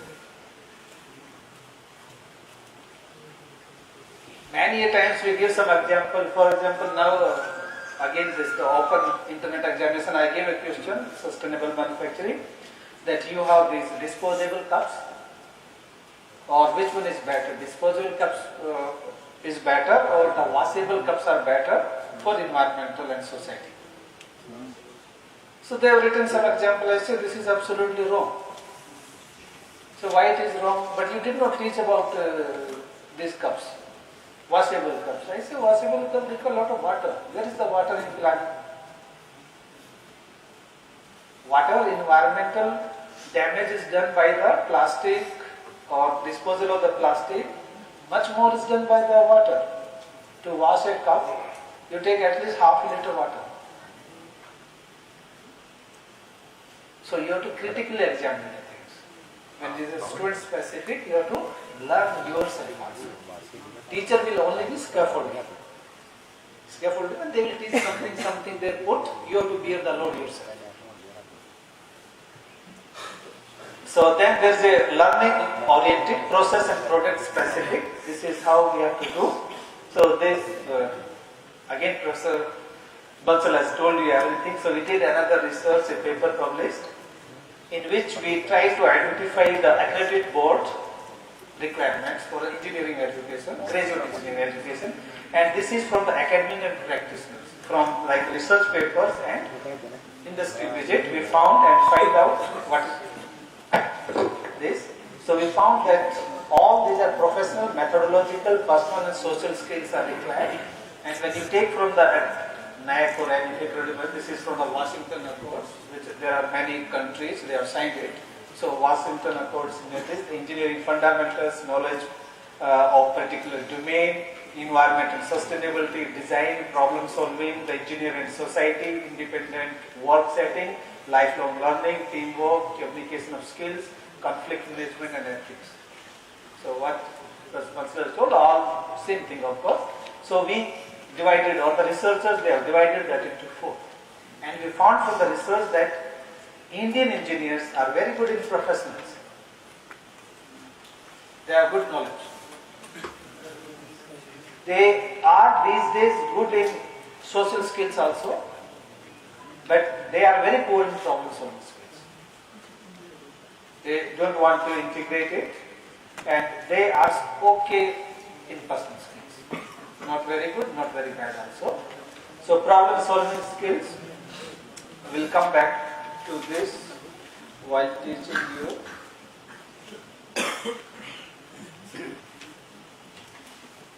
So Industry 4.0 competency. So this we put together for a BRICS workshop in New Delhi 2016. Professor Richard Reinhardt is the global research head of FESTO, and this is Gail Kosal, is that time postdoc at TU Braunschweig, Germany, and myself. So I want you just to show this. So this is basically done by the Dr. Reinhardt. So think of that. This is 2016 they developed. So we have a learning factory by FESTO.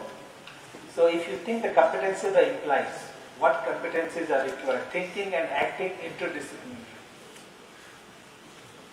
Interdisciplinary to think and act. So I have a classic example. When we got their learning factory from FESTO, so it was a 1 month already. Many times their engineers came from their Noida centers, they came from the headquarters in Bangalore. They were not able to fix that line and show the line working. Then one of the postgraduate students of German University, he is also there always in my lab, one of the students. So he sighed for 1 month, then he told my PhD student, you ask Professor Sangwan, I can fix it. And he really fixed the whole factory. He's a mechanical engineer. It's more about electronics engineering and computer science also. If you ask Indian students, sir, I'm mechanical engineer, this requires programming. I have not done any course on programming. If you are electronics engineer, so this is mechanical, this is gears, I don't know. When you will go to factory, you will say this. I'm mechanical engineering, I'm this, I'm this. No. You are an employee. You have to solve a problem, which is never an individual problem, which will always be a complex problem, involving all engineering things. So that's the thing, thinking and acting interdisciplinary. They don't teach it. That is why we give you projects. This is why there are always programs, different cultural programs and all these programs. They also provide this thinking. Then ability to handle complex work, same thing. You should know how to divide the work and to solve that. Ability to interact with machines, so you should know how to work with the machines. And these days we have the students, those who go in Maruti, nobody wants to go Maruti, it's mechanical engineers. Nobody wants to go Bajaj Auto. Then I was placement head, then I got a complaint from Bajaj Auto, your student has put lot of things on social media, negative about Bajaj Auto. I called him and the manager called him and then he said, sir, Aboli is interacting with him. I said, what is the problem? I came here morning, I was working in the machines. So what do you think, what you will work in Bajaj Auto? I want a computer, I want to see the air conditioning. This is not air conditioning, that is So, you have to interact with the machine. Ability to solve problems and optimize. Then you have to solve it, not only solve, optimize the problem. Then process and data, understanding the processes, all processes properly, support innovation process, ability to coordinate workflow and service orientation. Okay, I will leave this thing. Skills. So I tell you about the problem solving skill, the most important skills required by the employers from engineering graduates, whatever may be the engineering, whether mechanical, civil, computer science or anyway.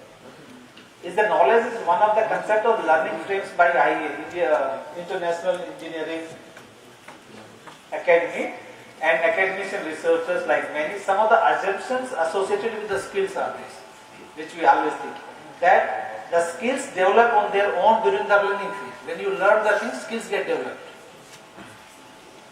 Their understanding of acquisition is implicit. When you acquire the skills, they implicitly, we need not to define them explicitly. These are absolutely untrue. It's wrong.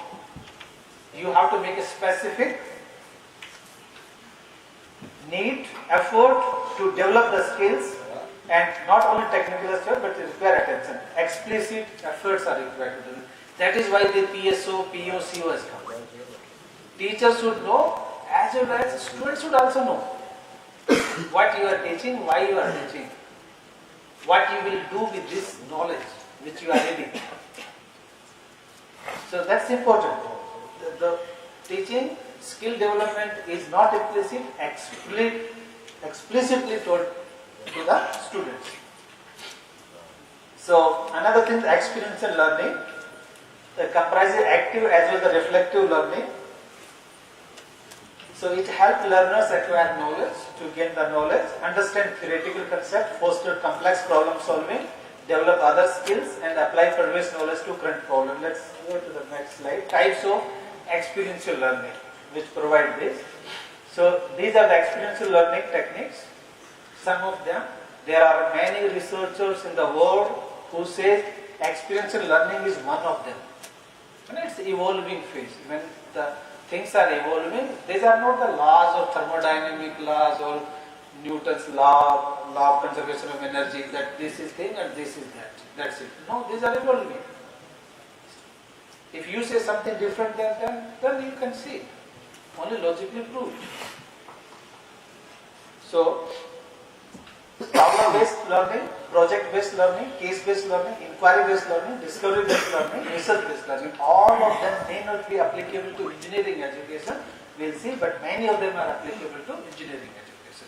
That is why in engineering curriculum, there are always projects, there are always research-based learning, little bit. So let's see, I don't want to go into detail of this, Professor has told many of the things. So this is a very important. This came in, I think, if I remember correctly, 1984. Is a Professor David Koch, the USA was a professor of organizational behavior. So he gave a theory of learning. All this, our new MAC, etc., they are based on this. It's a little bit complex, but there are 4 things which you have to do. One is the concrete experience, feel it. Reflective, then reflective observation, watch it, why it is doing. You have certain idea, experience, old experience, you have a new experience watching, then always think why it is different, if it is different at all. Then based on that, make your own concept, abstract conceptualization, then by thinking. And then once you have your own abstract concept, prove it by active experimentation, doing it. So that's his feeling, watching, thinking, doing it. And these are the 2 continuum. This and this continuum is the processing continuum, how we do the things. And this vertical continuum is the how we think about the thing. That is the feeling and thinking. This is doing and watching. So I was thinking of examples for medical education, but different thing I can give one observation, many of the computer science, like driving. So I bought a car in 2000 or 2001. So I was never habit, but my younger brother knows driving very well. So because we always buy the expensive things, poor people like me, at only certain dates and tithis and these things. So he brought the car, he parked in Bitsplan in front of my house. He told me, Bhaiya, I will come on Saturday, Sunday. Then I waited for Saturday, Sunday, then I saw how people are driving, and it was very tempting. I have a car, at that time in Pilani there was no training center. Then he said, कि भैया मैं आप नहीं आऊँगा, summer vacation आपकी आ रही है ना, समर वेकेशन में आप यहाँ ले आना, मैं यहाँ से लाऊँगा. I thought it's too much. Then one day I said, my wife, you sit on the other side, just see that side, something, and then I started driving, and it was the back gear. So why it happened? Because I am a mechanical engineer. I know about gears. And I am an observant, so always I observe, watching the people. So, how they are doing it, people. So, I have a little bit of knowledge, experience, abstract, concrete experience, that there are gears. First gear means bigger one, you have to drive slow, higher gear means you have to drive fast. I know about culture also, the objective of culture we have done in theory. So the only problem is that how to drive it, how to watch it. So first of course there are challenges, gear and something happened, but finally with a heavy heart I said, okay, I will take half clutch and move it. And knowing very well that this will damage my car. But started it. So watching, I always watch that how they change the gears. drivers were sitting there. Then abstract conceptualization, I made that this is how we have to drive. The other side, somebody has to see. So my wife used to see, yes, then experiment doing, actually I'm driving now. So I'm still learning. So that's not good thing. My kids always say that who has given you the driving license? So whenever I jump like this, they say, "Oh, I think you don't know driving. You learn driving again." So, but that is it's always a continuous process. Learn there, experience, feeling, have a. It can be like what Professor Bansal has said. It's like you are going for a tour. You are going to a museum. You are looking at the car models. All those are the ways of feeling how it works. Then watching, reflecting. This is most important thing in the problem solving skill. Reflecting. Reflect, think why it is. Don't believe in whatever you are watching. Say why it is happening this. Why this first gear? What will happen? I engage the first and last gear at the fast speed. Always reflect on. Watch why. Then make your own concept.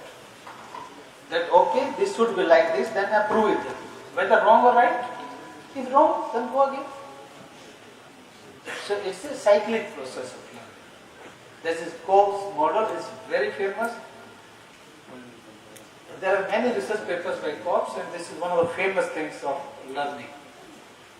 All our NEP etc. are based on this model, directly or indirectly. So based on this, what are the characteristics of experiential learning? So take only 5-6 minutes more. So now experience learning is a cyclic process. Experience, reflect, think and act. That is Cope's model. It has to be learner specific. Learner has to be very active. You can't be active on the day of exam. And a project, deadline project Monday. Sir, please extend this, then Wednesday. Then okay, very happy Monday. Then Wednesday, what to do? The night everybody is developing a project. Like project-based learning in India is taught from kindergarten. But who make your projects in kindergarten? Your parents made it. We also did for our kids. नहीं तो वो रोते जाते हैं. It's learning is not important. In India, show off is more important. मेरे बेटे का नहीं बनाया था, आके इतनी रोई 2 दिन कि मेरा ही सबसे बेकार प्रोजेक्ट था.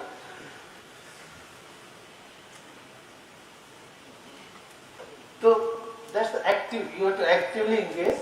You have to be engaged. You have to do yourself and reflective. You have to think why. What can be else? And it has to be environment has to be very conducive. So what conducive you should have that one thing. Experiential learning is not experimental learning. There is a difference between experimental learning and experiential learning. Experiential learning based on the experience you have to think. Experiment can be one of the concrete way of doing it, experiential learning, but it's not the same. It has to be a conducive environment. We'll see how it can be a conducive in the next slide. Then teacher has to be a facilitator, not information provider.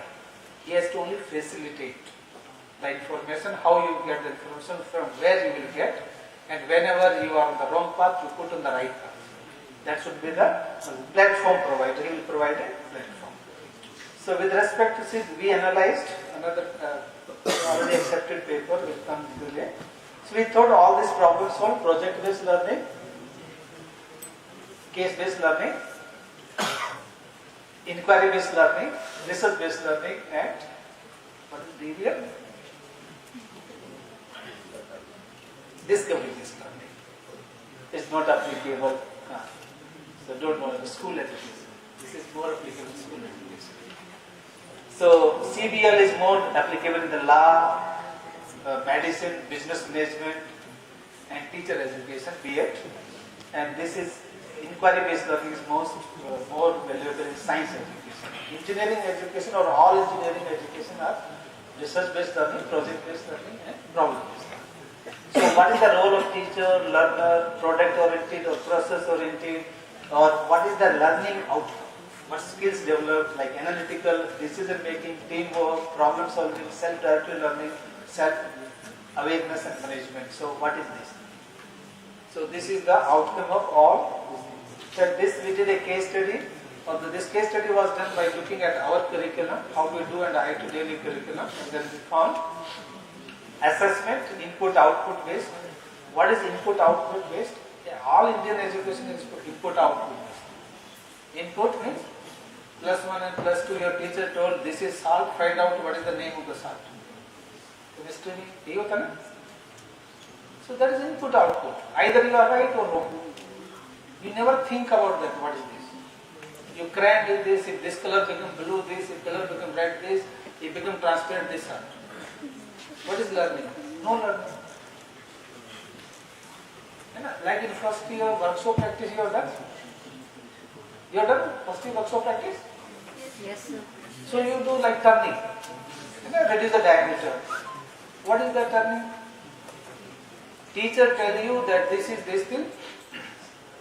This is field, this is depth code, this you are doing, you are not learning anything.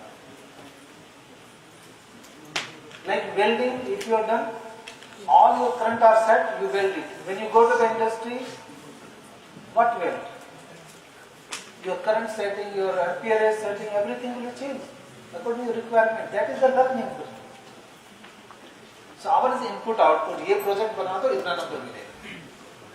अच्छा सा बनेगा 10 में से 10 मिलेगा. If you change the current and make it bad, you will get low marks.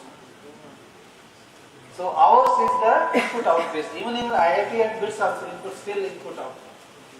But there are written examination, both IIT and this open and closed book examination. We have by definitely one component has to be open book in each and every course. Mid-sem, end-sem, and continuous assignment and quiz, practical experiment as well as biology. So this is also important. Teaching techniques, highly qualified faculty, lack of industrial exposure. Of course, BITS is good. BITS have a compulsory 6 and 5 plus 2, 6.5 month compulsory industry engagement.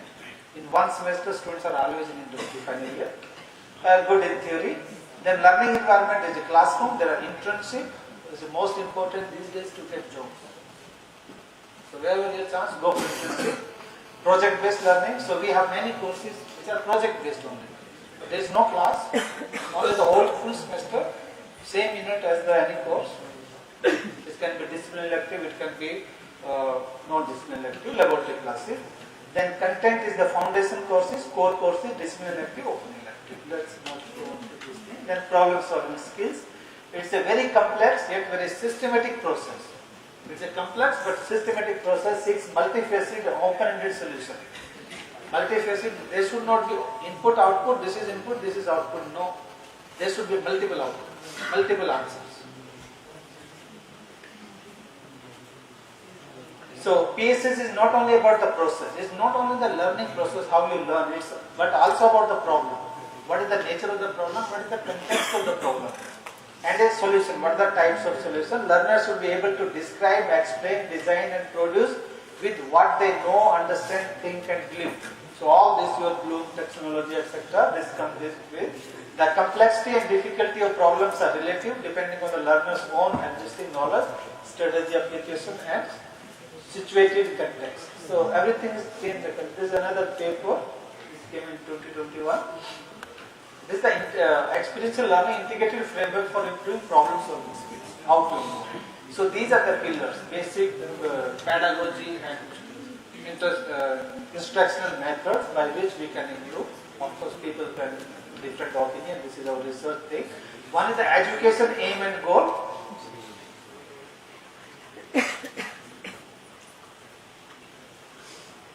So it is outcome-based learning. That is what everybody is talking. There should be our pedagogical and evaluation techniques.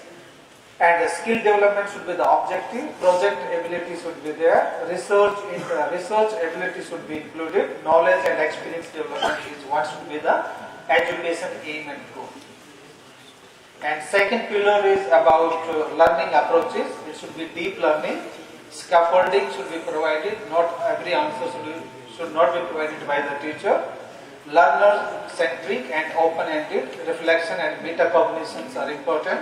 And constructivism and individual differences are important. We should not think that everybody should get 90% marks. No, they should have different. That is why we always in BITS plan say students develop your personality communication skill. Even if you score 10% less than the topper, it's all right, but you are better than maybe topper. So individual student has different approach for that. Then authentic learning, which we define as the collaboration with the collaborative learning, classroom, lecture, tutorials, industrial visits, internal and external training, virtual labs, what Professor Bansal also told, simulations, learning factory and regular internship. And last one is teaching learning strategy, which is problem-based, project-based and assessment, flexible assessment and teamwork. So many times we ask students to do your evaluation yourself. So they do the, so this is the method, engage yourself, experience, reflect, think, improve and okay. So it's a problem, process and solution. All three things you have to think. So we are coming, can you click? Run this learning factory.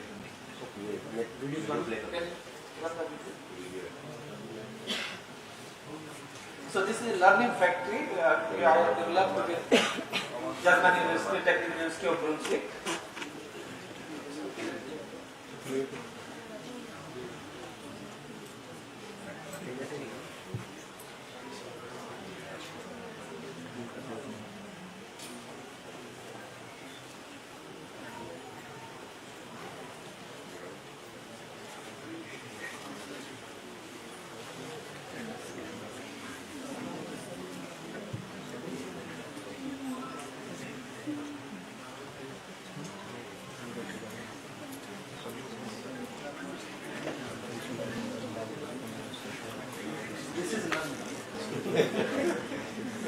So I tried to take like print out at my home in the morning, but none of the port is working. It says very old. Either this is new or my printer is old.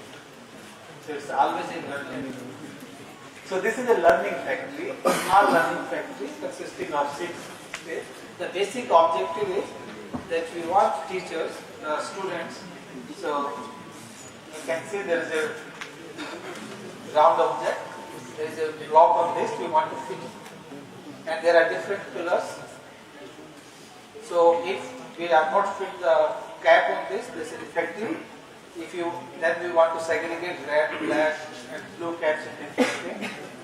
So this is learning that we want to do. How we get learning. Sound is not important.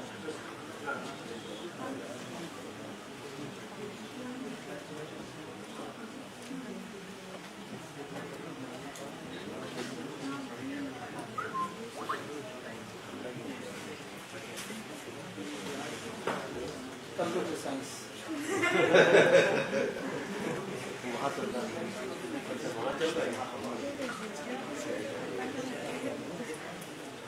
Everybody in India wants to be a computer engineer, and this is the situation of computer engineers.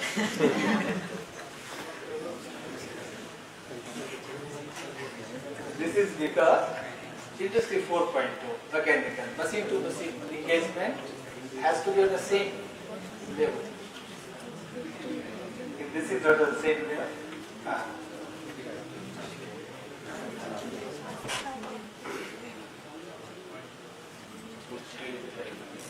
Page चलेगा page चलेगा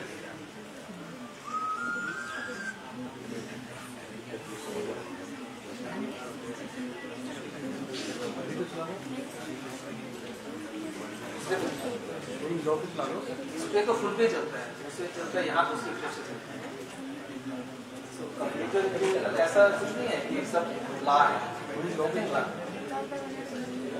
तो उसको चला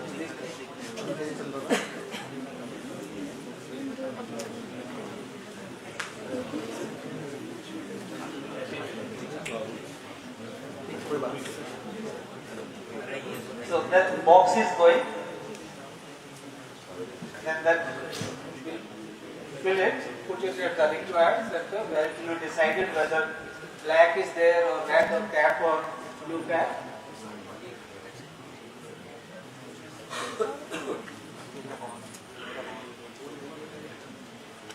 Now the black cap. So these are all sensors here. So they are sensing whether there is a cap or no. So there is a cap black sense, and it will go like middle one is for black, segregated. Now we are on the defect detection. Now there is no cap on this, so it says go there. This is defective disk. So it's nothing like that. During the COVID, we worked here. One of my PhD students, he was always in the lab. We engaged it. We are not computer engineers, but we know without computer there is no mechanical engineering. Even your car key has a little bit embedded electronics and computer science. So the early you recognize this, better you are a human being, a teacher, professor. So we also know how to engage this. Like sitting in Pilani, we can do experiments in German lab.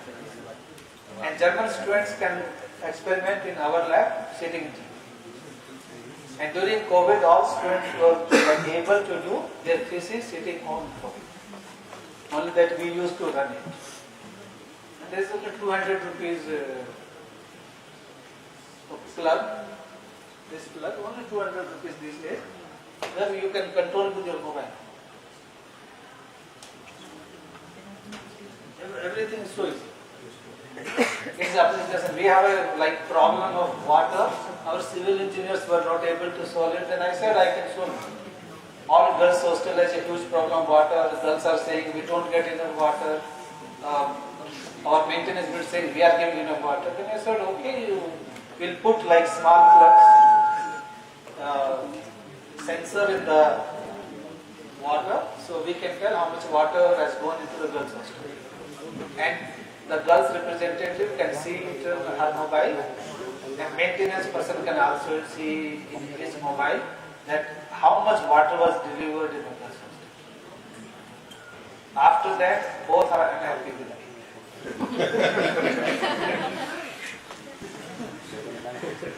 So they are scolding each other. That's the truth. So what you are learning here, we don't tell students what to do. We run this 4-5 times. There are like data is also captured. How much electricity, there are pneumatic head on this. How much electricity is consumed. So we have like all data is captured on the internet. Then we ask students, now tell you improve this. This is actual learning thing. And you improve it. What you want to improve. So what students say generally, that in one of the stations, there are different stations. Different machines. So one of the stations, the peak energy requirement is there, where we use the pneumatic pump. Because pneumatic will consume energy, and 95% of the pneumatic energy is wasted. So this is, we can reduce this. Go ahead. So they will reduce the pressure of the pneumatic. Pressure is reduced, then the next will not work. Next slide will not, because they require high pressure. So then you find out solution yourself. Then if they know little bit of electronics, they know that temporary reducers they can provide. For pneumatic, they can have temporary up, just like amplifier. So घरों में पहले आपके boost करते थे. TV जो घर में आते थे, boost लगाते थे घरों में जगह-जगह. यदि हमारा अच्छा नहीं आ रहा तो booster लगा दो. Signal. Then they can put booster. At one point, so all other 5 stations, you have less power consumption. One station put booster. So this is how we can learn. We can become a problem solver. Problem solver, experience in learning. अब अपना चलेगा. So the right side is the all data. All data is there. So this is problem solving. Some of the students are very unhappy with me. They want to have a lunch. So summary, finally. So the accrediting boards, academicians and practitioners have acknowledged the importance of problem solving skills along with adequate knowledge of self-selection and self-awareness. Problem solving skills are lacking in Indian engineering graduates. Top the set of skills needed by the employers and for survival. Various experiential learning techniques sharpen the problem solving skills through authentic learning such as learning factory, virtual laboratory, simulations. This is how we can do, and linking learning approaches and strategies with the real work environment empowers engineering, training, research and application. So this is last slide. So it provides what you learn by this 1 hour is the familiarity with the current knowledge and learning and teaching, understanding of the latest learning styles, well groomed to take on ill-framed problems. Nobody will give you example this. All will be ill-framed. If you go into the flip mode, there is one program, MIT professor of civil this thing, Professor Shilchi Levy, David Shilchi Levy. So we are running one program. He charged for 30 hours. He charged 40 lakh rupees. So I attended few lectures. There is a 2-hour lecture. He teaches only 20 minutes. The rest of the time, all students have to send questions early before what you said. And he has an assistant. He will like flip the questions. These are the questions. He only answers the questions. And he charged 40 lakh, more than 1 lakh per hour, approximately 1 lakh per hour. So this is, you should know how to do self-learning. Well, currently you take ill-framed problems. So most of the problems, a heightened grasp of explicit as well as the implicit working of learning, and most of them you should be a solution seeker and difference maker. Not sir ne karaya nahi tha, out of syllabus aa gaya. Not that. You have to learn. Let's make it competitive. So thank you very much for your attention.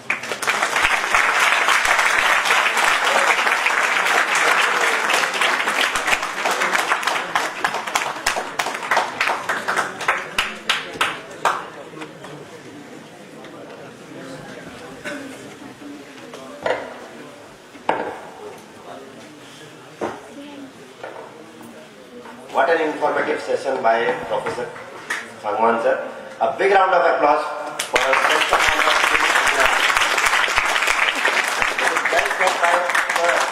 that today and the kids don't require the toppers.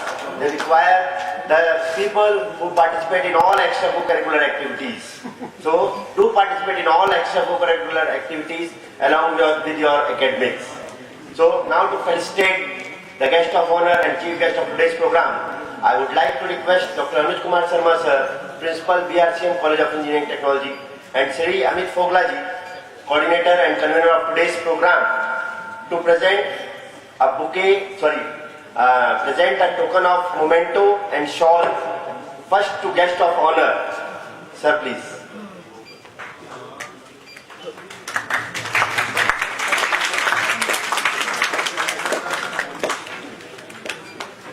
I would like to request Dr. K.S. Sangwan sir to come forward for an honor. Please sir.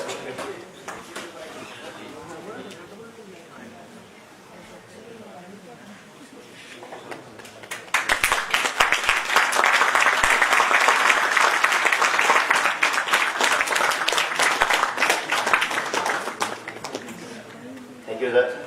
Now I would like to request Dr. Anuj Kumar Sharma sir and Sri Amit Foglaji to present a memento and shawl to chief guest of today's program, Dr. Rajesh Kumar Bansalji, Registrar, Chaudhary Devi Lal University, Sirsa, Haryana.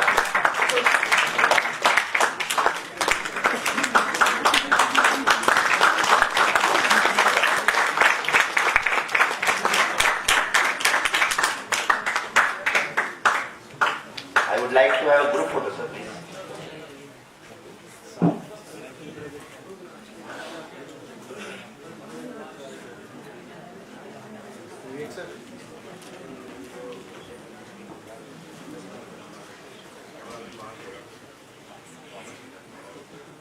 Photo अच्छा चाहिए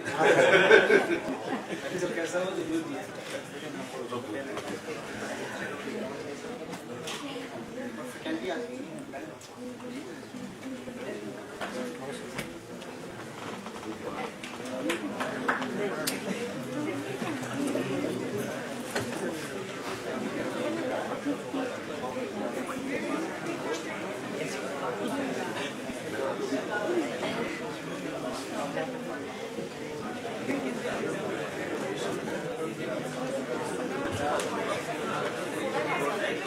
पूरा मत आना चाहिए, नहीं आना चाहिए।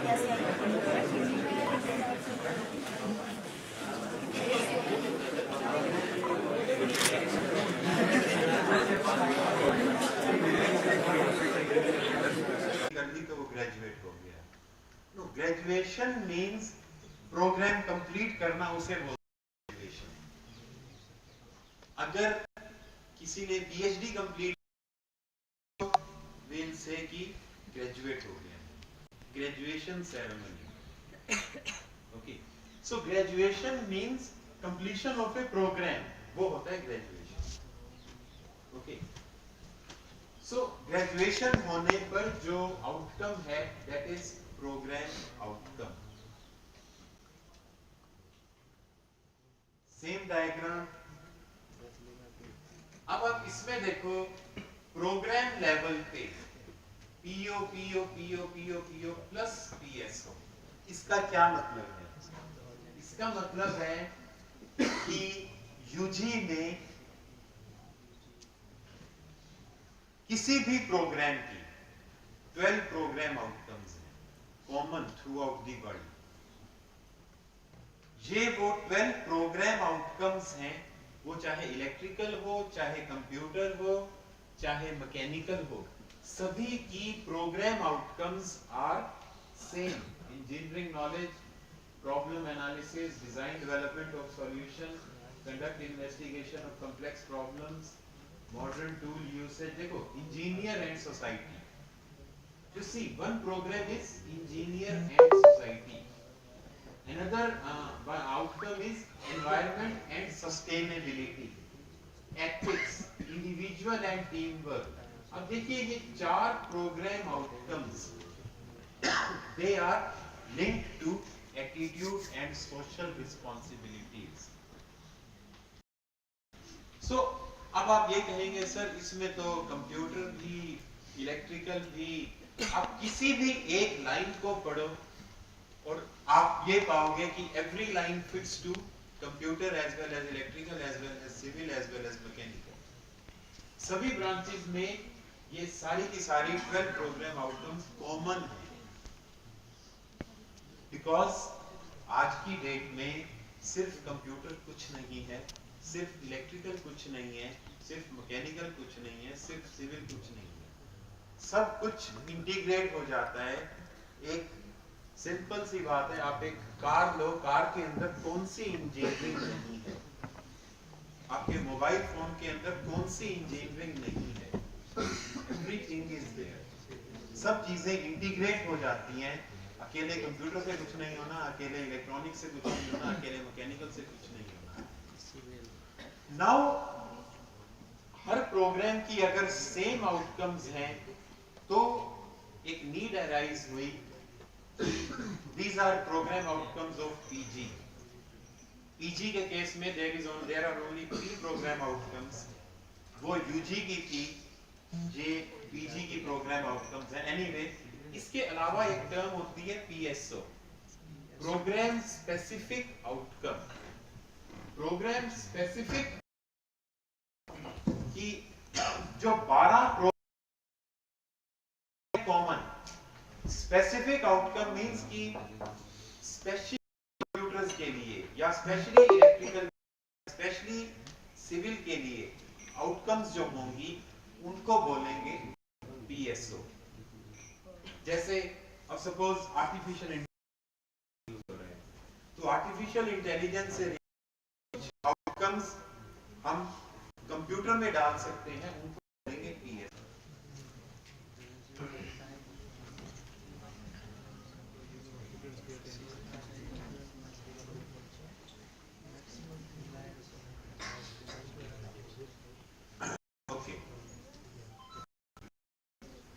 Course outcome, जो सब्जेक्ट आप पढ़ रहे हैं उसकी आउटकम को कोर्स आउटकम बोलते हैं। It should be student focused and it should not be teacher focused. Teacher ने जो पढ़ाना है वो नहीं, स्टूडेंट को जो पढ़ना है, स्टूडेंट की जिससे नॉलेज बढ़ेगी उस हिसाब से कोर्स आउटकम बननी चाहिए। COs are specific outcomes on completion of a course. Attainment of each CO means कितनी outcome attain हुई, okay, should lead to PO means आपने CO achieve की, CO से PO achieve होगी, PO से PEO achieve होगी, PEO से आपका vision achieve होगा. You got it? CO achieve होगी, CO से PO achieve होगा, PO से PEO achieve होगा, PEO से आपका vision achieve होगा. Fine. Okay.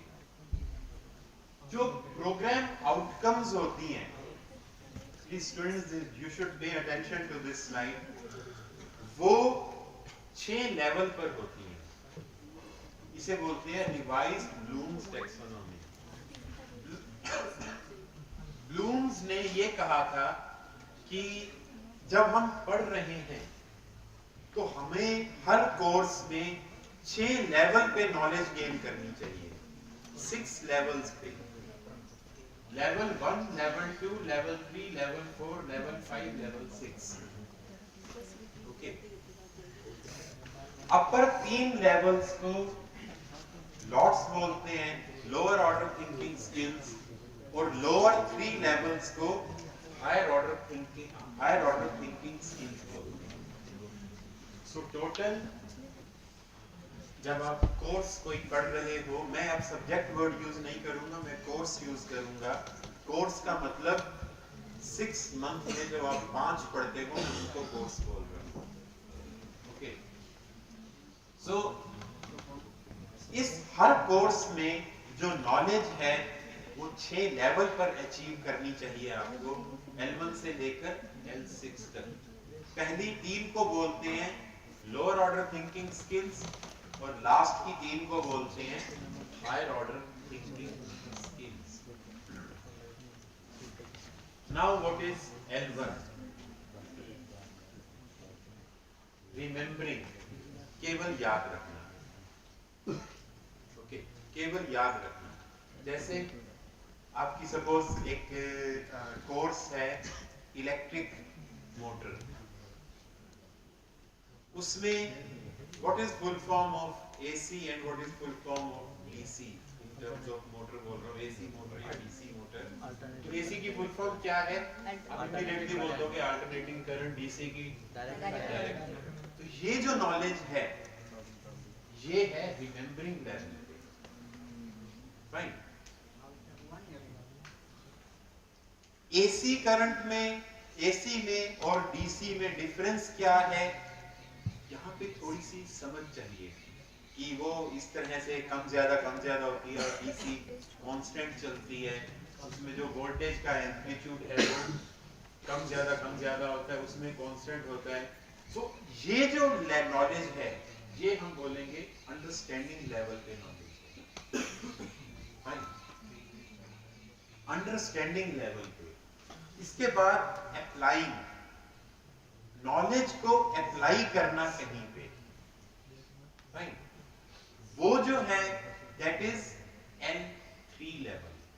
तो ये जो तीनों लेवल हैं ये लोअर ऑर्डर थिंकिंग स्किल्स में आते हैं. लोअर ऑर्डर थिंकिंग स्किल्स में ये 3 लेवल आते हैं. नेक्स्ट 3 लेवल जो हैं वो हायर ऑर्डर थिंकिंग स्किल्स में आते हैं, L4, L5, L6. L4 is analyzing, analyse करना. ये मोटर है, ये चल रही है, चलते चलते थोड़ी देर बाद ये गर्म हो जाती है. क्यों हो जाती है? ओके. कंप्यूटर है, चलता है, थोड़ी देर तक तो चलता है, उसके बाद अपने आप रीबूट हो जाता है. क्यों हो जाता है? मे बी कि I²R ज्यादा जनरेट हो रहा है, हीट ज्यादा जनरेट हो रही है, उसके कारण से मोटर गर्म हो रही है. कंप्यूटर में भी कुछ ऐसा ही हुआ कि अंदर कहीं ना कहीं पे कंप्यूटर के अंदर का जो हीट डिसिपेशन के लिए जो फैन लगा हुआ है लैपटॉप के अंदर, वो फैन चलना बंद हो गया, या जो कैपेसिटी है वो हीट प्रोडक्शन से कम कैपेसिटी।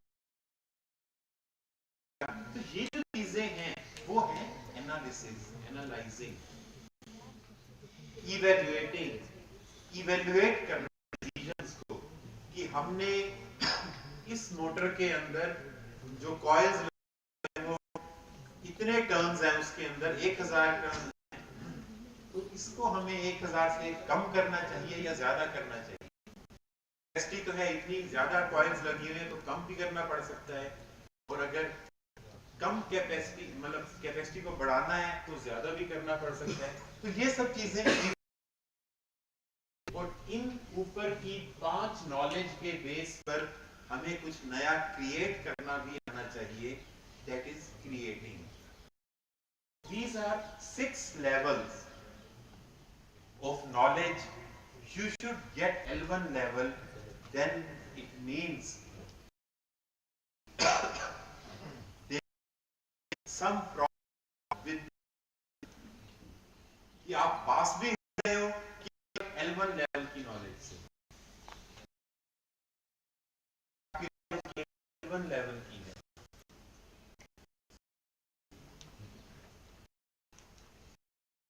Now, ये कुछ वर्ब्स हैं जो इन 6 लेवल्स के लिए यूज होती हैं। में define, duplicate, list, recall, repeat, understanding में classify, compare, describe, discuss, applying में अप्लाई, चूज, डिप्लॉय, ऐसे ही एनालाइज में compare, contrast, differentiate, distinguish, examine, evaluation में अप्रेज, जज, सिलेक्ट, सपोर्ट, क्रिएशन में असेंबल, कंस्ट्रक्ट, डिजाइन, डेवलप। अब देखो वर्ड्स का लेवल भी बढ़ता चला जा रहा है। फाइन, जो एक्शन वर्ब्स हैं उनका लेवल भी बढ़ता चला जा रहा है, जैसे जैसे हम नीचे जा रहे हैं, हायर लेवल पे जा रहे हैं। Now how to write course outcomes. आपके सभी जो BRCM पहल के सभी कोर्सेज में अभी कुछ कोर्स आउटकम्स को रिवाइज किया है, as I was told this. So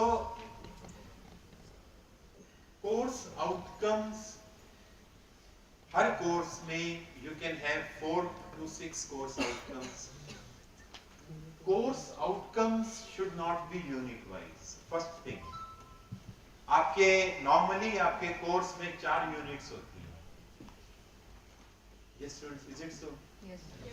4 units होती हैं, तो ऐसा नहीं होना चाहिए कि हर यूनिट से एक कोर्स आउटकम है। No, okay. Course outcomes topic wise नहीं होनी चाहिए, कोर्स आउटकम्स यूनिट वाइज नहीं होनी चाहिए, कोर्स आउटकम्स लेवल वाइज होनी चाहिए। Now for example, this is an example of course outcome. Okay, we will say this. Yes, this is one example of course outcome. Student will be able to, ये हमेशा लिखा जाता है शुरू में, student will be able to recall। अब देखो ये कोर्स आउटकम है, एक सब्जेक्ट है, मान लो वेब डिजाइनिंग। कंप्यूटर के कितने स्टूडेंट्स हैं यहाँ पे? Just raise your hands. Okay, electronics के, इलेक्ट्रॉनिक्स नहीं, electrical, civil, okay, mechanical, okay fine. देखो जहाँ चाहे आप कंप्यूटर में हो, चाहे इलेक्ट्रिकल में हो, चाहे मैकेनिकल में हो, इंडस्ट्री में जाके सब एक हो जाते हैं, सबको मिलजुल के काम करना पड़ता है। मैकेनिकल कंप्यूटर के बिना कुछ नहीं है, और कंप्यूटर मैकेनिकल और इलेक्ट्रिकल के बिना कुछ नहीं है। तो सभी को मिलजुल के काम करना है इंडस्ट्री में, सभी को सभी फील्ड की नॉलेज होनी चाहिए। बट एनीवे, इसमें देखो ये कोर्स है वेब डिजाइनिंग, इसकी कोर्स आउटकम है student will be able to recall different HTML commands for website preparation. Means yes, किसी को कोई HTML कमांड ध्यान है? यस, सर यार। सो should be able to recall. जैसे आपने मैंने बोला आपने बोल दी एक command, so student should be able to recall. अब second level क्या है? Student will be able to understand. Means उस कमांड का क्या पर्पस है, क्या काम है, वो अंडरस्टैंडिंग लेवल पे आती है. नेक्स्ट है student will be able to apply different tools of the commands for developing an interactive website. Means उन कमांड्स को पहले पता होनी चाहिए कमांड्स, फिर उनको उनका समझ होनी चाहिए, उनका पर्पस क्या है, फिर उनको अप्लाई करना. फोर्थ क्या है? Student will be able to analyse the utility of different tools in web designing for different applications. Fifth है student will be able to evaluate the performance of tools techniques used for developing interactive data oriented websites. देखो हम क्या करते हैं,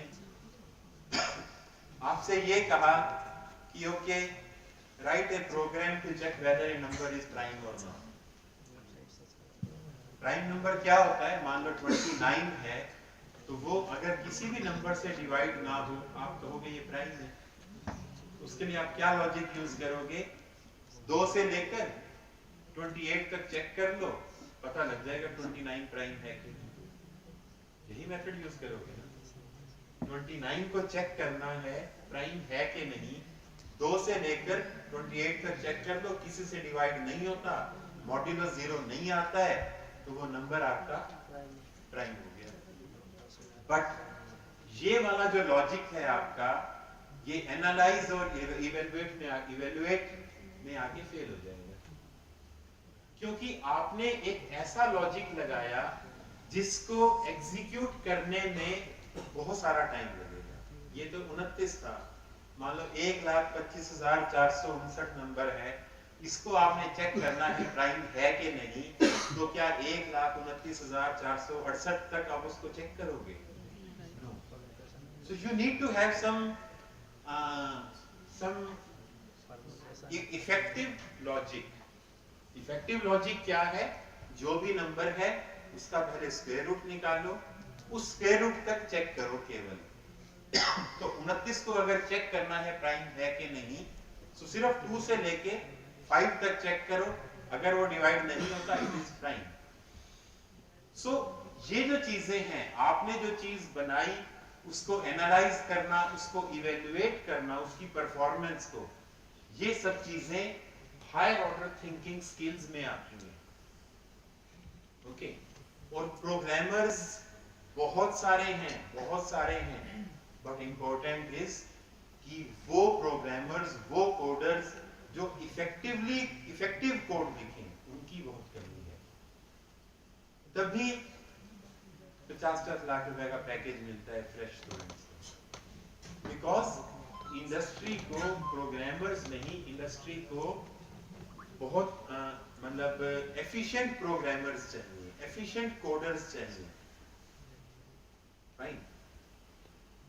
तो ये सब higher order thinking skills की चीजें हैं जो आपको पढ़नी चाहिए.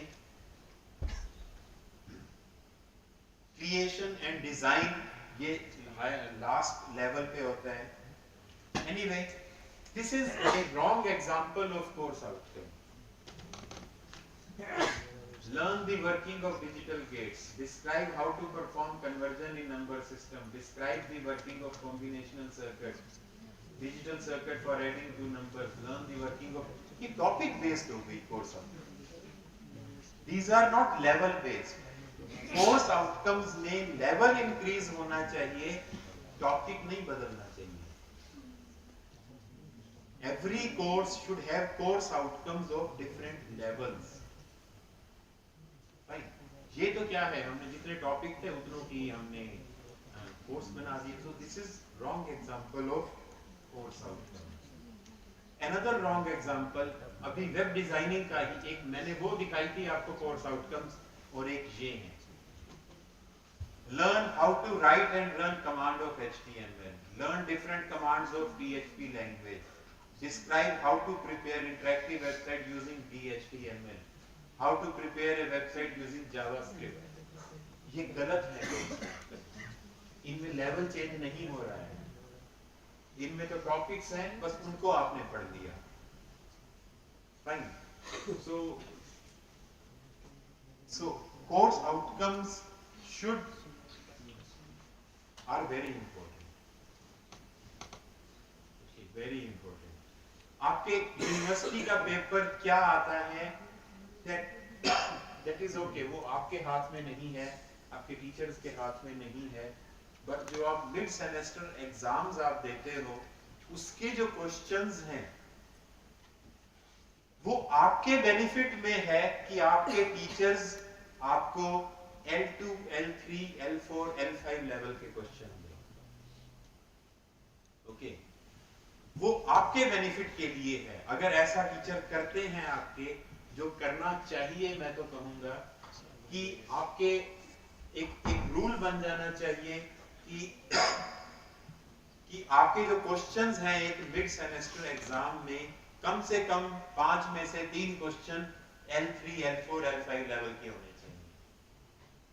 Okay, this should be done to improve your knowledge. अगर आप याद करके आ जाओगे, एग्जाम दे दोगे, मिड सेमेस्टर दे दोगे, नंबर आ जाएंगे, उससे आपको लॉन्ग टर्म में कुछ अचीव नहीं होना। Fine. So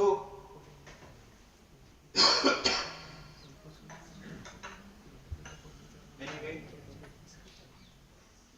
another wrong example of course outcome, you see, ये unit wise है, student will be able to write basic conceptual program in PHP, फिर ये unit 5, unit 4, unit 6, means unit wise अगर course outcome है तो उससे हमारी जो ब्लूम्स टैक्सोनॉमी है, लेवल्स की जो डेफिनेशन है, वो डिफीट हो जाती है।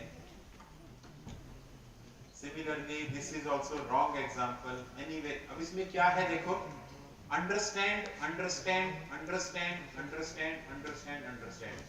6 कोर्स आउटकम अंडरस्टैंड लेवल की है, और अंडरस्टैंड कौन सा लेवल था?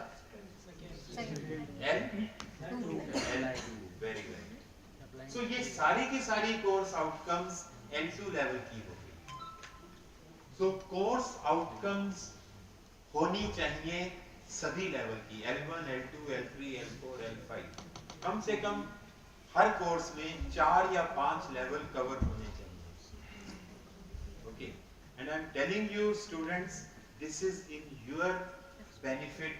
अगर आपको L2, L3, L4, L5 level की चीजें सिखाई जाती हैं, एग्जाम में दी जाती हैं, अल्टीमेटली आपको बेनिफिट इससे होगा। Anyway, this is same diagram. अब आप देखिए नीचे वही कोर्स आउटकम्स हैं, उसके ऊपर प्रोग्राम आउटकम है, उसके ऊपर PEO, उसके ऊपर मिशन, उसके ऊपर विजन। हमारा अल्टीमेट एम है विजन को अचीव करना। मिड सेमेस्टर क्वेश्चन पेपर अच्छी नहीं लगेगी पहली लाइन स्टूडेंट्स को। No choice should be given. Choice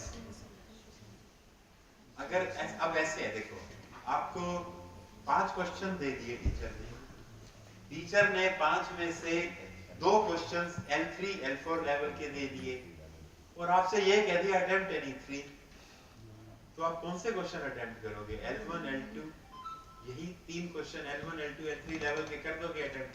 L4, L5 level के आप क्वेश्चन अटेम्प्ट ही नहीं करोगे, पर्पस डिफीट हो जाएगा उससे, क्वालिटी एजुकेशन का। So what I suggest is कि क्वेश्चन के अंदर अगर 5 क्वेश्चन हैं, all 5 should be compulsory. Her question के अंदर आप चॉइस दे दो, मतलब पहला क्वेश्चन L1 लेवल का, उसमें 2 क्वेश्चन L1 लेवल के दे दो, उनमें से कोई एक। दूसरा क्वेश्चन L2 लेवल का, उसमें 2 चॉइस दे दो, पर दोनों L2 लेवल के होने चाहिए। तीसरा क्वेश्चन L3 लेवल का, उसमें आपने चॉइस दे दो, इंटरनल चॉइस दे दो with in same level, but ऐसा कभी नहीं होना चाहिए कि attempt any 3 out of 5। Okay, all questions should be compulsory, but वैसे मैं आपको एक चीज बताऊं, मैं तो आप इवन 10th क्लास का अगर पेपर देखोगे ना, 10th क्लास का, उसमें भी आपको ओवरऑल चॉइस नहीं मिलती, इंटरनल चॉइस मिलती है थोड़ी बहुत, उसमें भी नहीं मिलती चॉइस। सो इंजीनियरिंग एजुकेशन में तो ऐसा नहीं होना चाहिए अटेम्प्ट एनी 5 अटेम्प्ट, बट ये है, सभी जगह है, बट ये भी होता है कि क्रेडिट बेस्ड सिस्टम होता है, आपको बहुत मुश्किल पेपर दे दिया टीचर ने, जो टॉपर, जो ऊपर के 10% बच्चे हैं उनको 100 मार्क्स, नेक्स्ट के जो नेक्स्ट उनको 85 मार्क्स, पेपर मुश्किल आ जाए, then this is solution. But ये सब चीजें ऑटोनोमस सिस्टम में पॉसिबल हैं, और जहाँ थोड़े बच्चे होते हैं, इतनी बड़ी यूनिवर्सिटी लेवल पे ऐसी चीजें पॉसिबल नहीं होती हैं। बट जो चीज पॉसिबल है वो ये है, टर्म जो है वो आपको सभी लेवल के दिए जाएं, और आप उन सभी क्वेश्चंस को अटेम्प्ट करो, इससे आपको फायदा स्टूडेंट्स को ही होना है। Anyway, all the COs should be covered in mid-semester exam, and CO should be mentioned against each question by जो भी टीचर बना रहे हैं। These are just few of my suggestions. आपके यहाँ पे प्रैक्टिस है पहले से या नहीं है, that is different thing.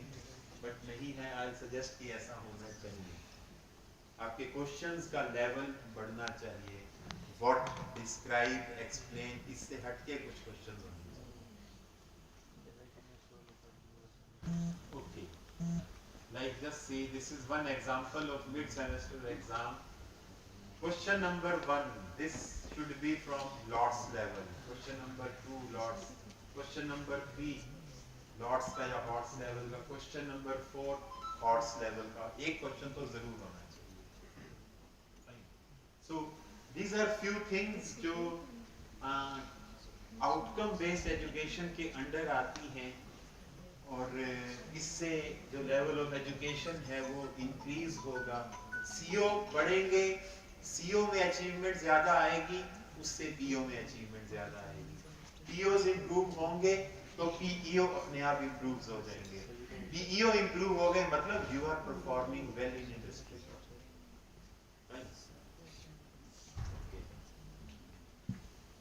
Anyway, these are mid term question paper, assignment जो होती हैं वो मैं सजेस्ट करूंगा कि सिर्फ हॉट्स लेवल की। असाइनमेंट में L1, L2, L3 लेवल होना ही नहीं चाहिए, they should be only of hots level, L4, L5, L6। Assignment आपको मिल रही है, explain the structure of this, explain architecture of this is wrong. इसमें आपको अटेम्प्ट करने में तो बड़ा अच्छा लगेगा, जल्दी जल्दी इंटरनेट में मिल जाएंगे और आप देख के लिख दोगे और सबमिट कर दोगे असाइनमेंट, बट इससे आपकी नॉलेज, क्योंकि उसके अंदर अप्लाई, एनालाइज, इवेलुएट चीजें तो आई नहीं। Okay, so assignments should be of HOTS level only.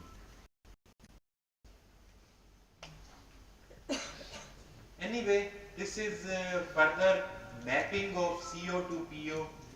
ये चीजें हम अभी आज नहीं करेंगे कवर। So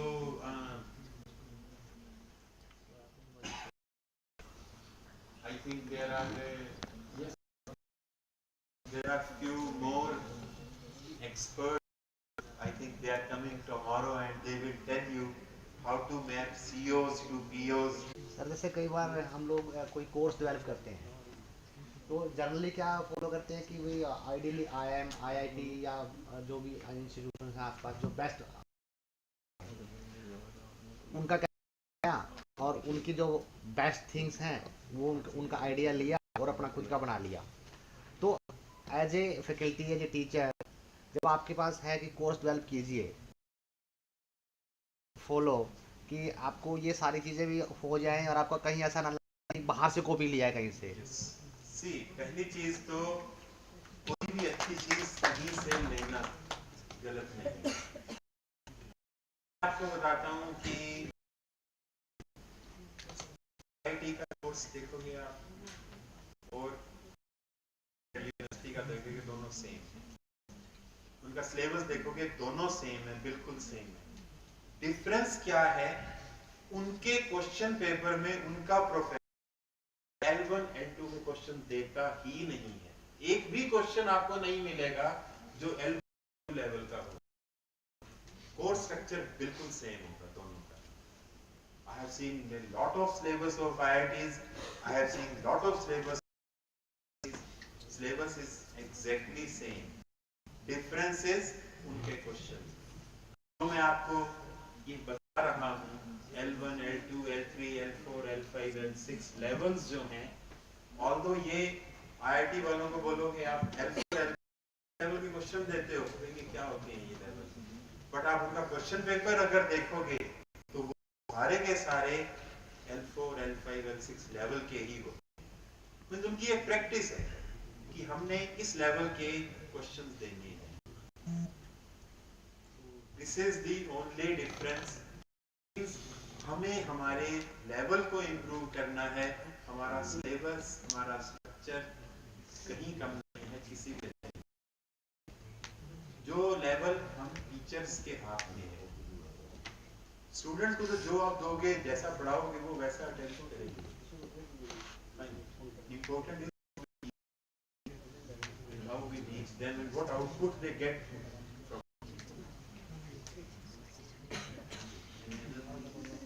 सर एक क्वेश्चन है, जैसे write a program of addition of 2 numbers और दूसरा हम लोग इसको डाल दें क्रिएट ए प्रोग्राम, तो सर कौन से लेवल में जाएगा फिर ये? नहीं देखो, राइट ए प्रोग्राम और क्रिएट ए प्रोग्राम वो तो एक ही बात है। तो राइट एप्लीकेशन हो गई ना। आप राइट ए प्रोग्राम तो आप मान लो कि L2 पे चला जाएगा, L3 पे चला जाएगा, L3 पे जैसे अप्लाई हो गई इंस्ट्रक्शंस। ये कहा जाता है कि ये प्रोग्राम है, इसकी जो परफॉर्मेंस है आप उसको इवेल्युएट करो और उसको कंपेयर करो इससे, फिर वो नीचे L4, L5 लेवल पे।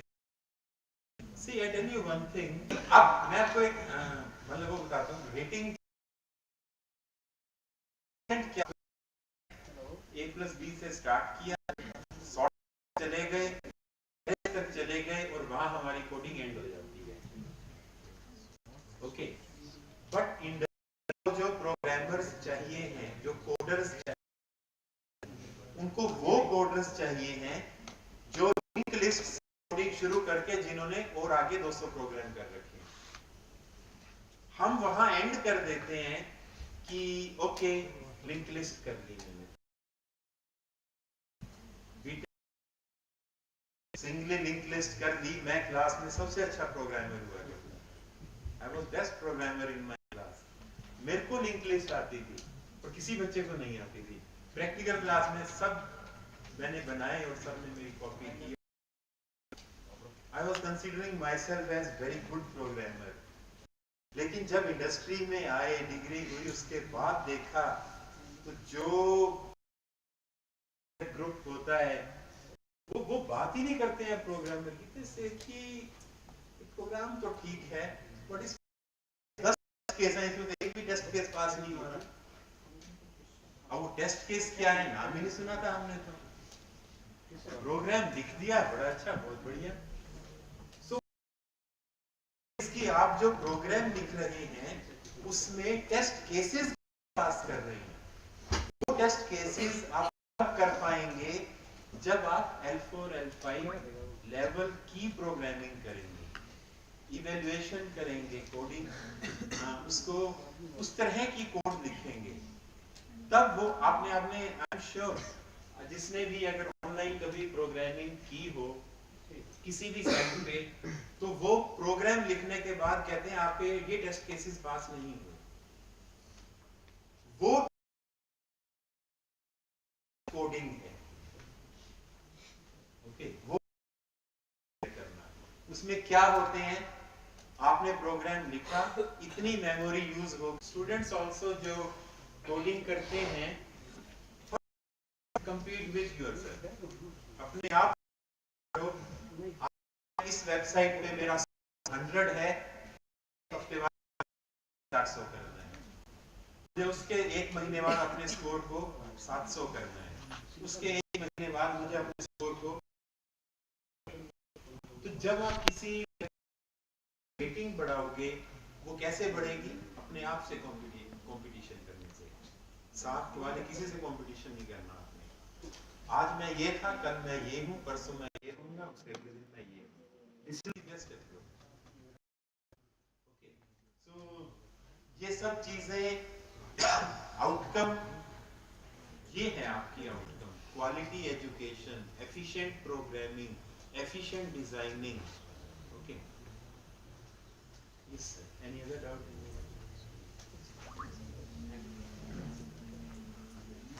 Yes students, for sure.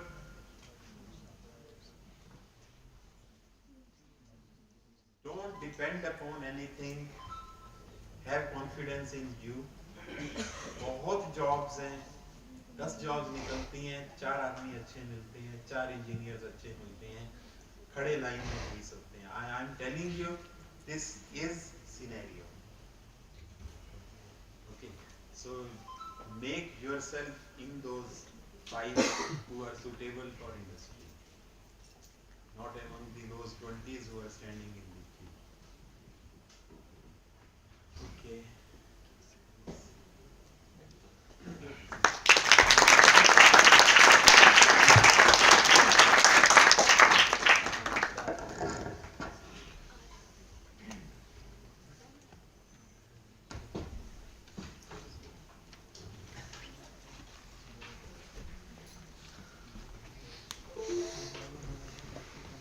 Thank you, Professor Chhaba.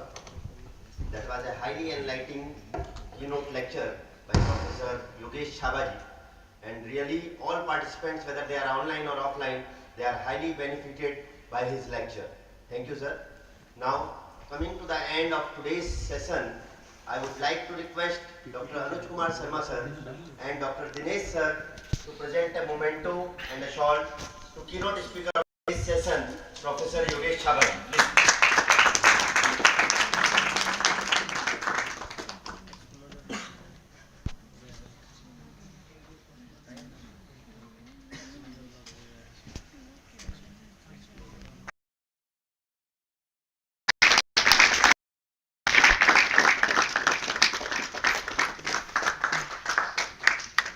I would like to request Professor Chhaba, sir, and teachers for a group photo, please.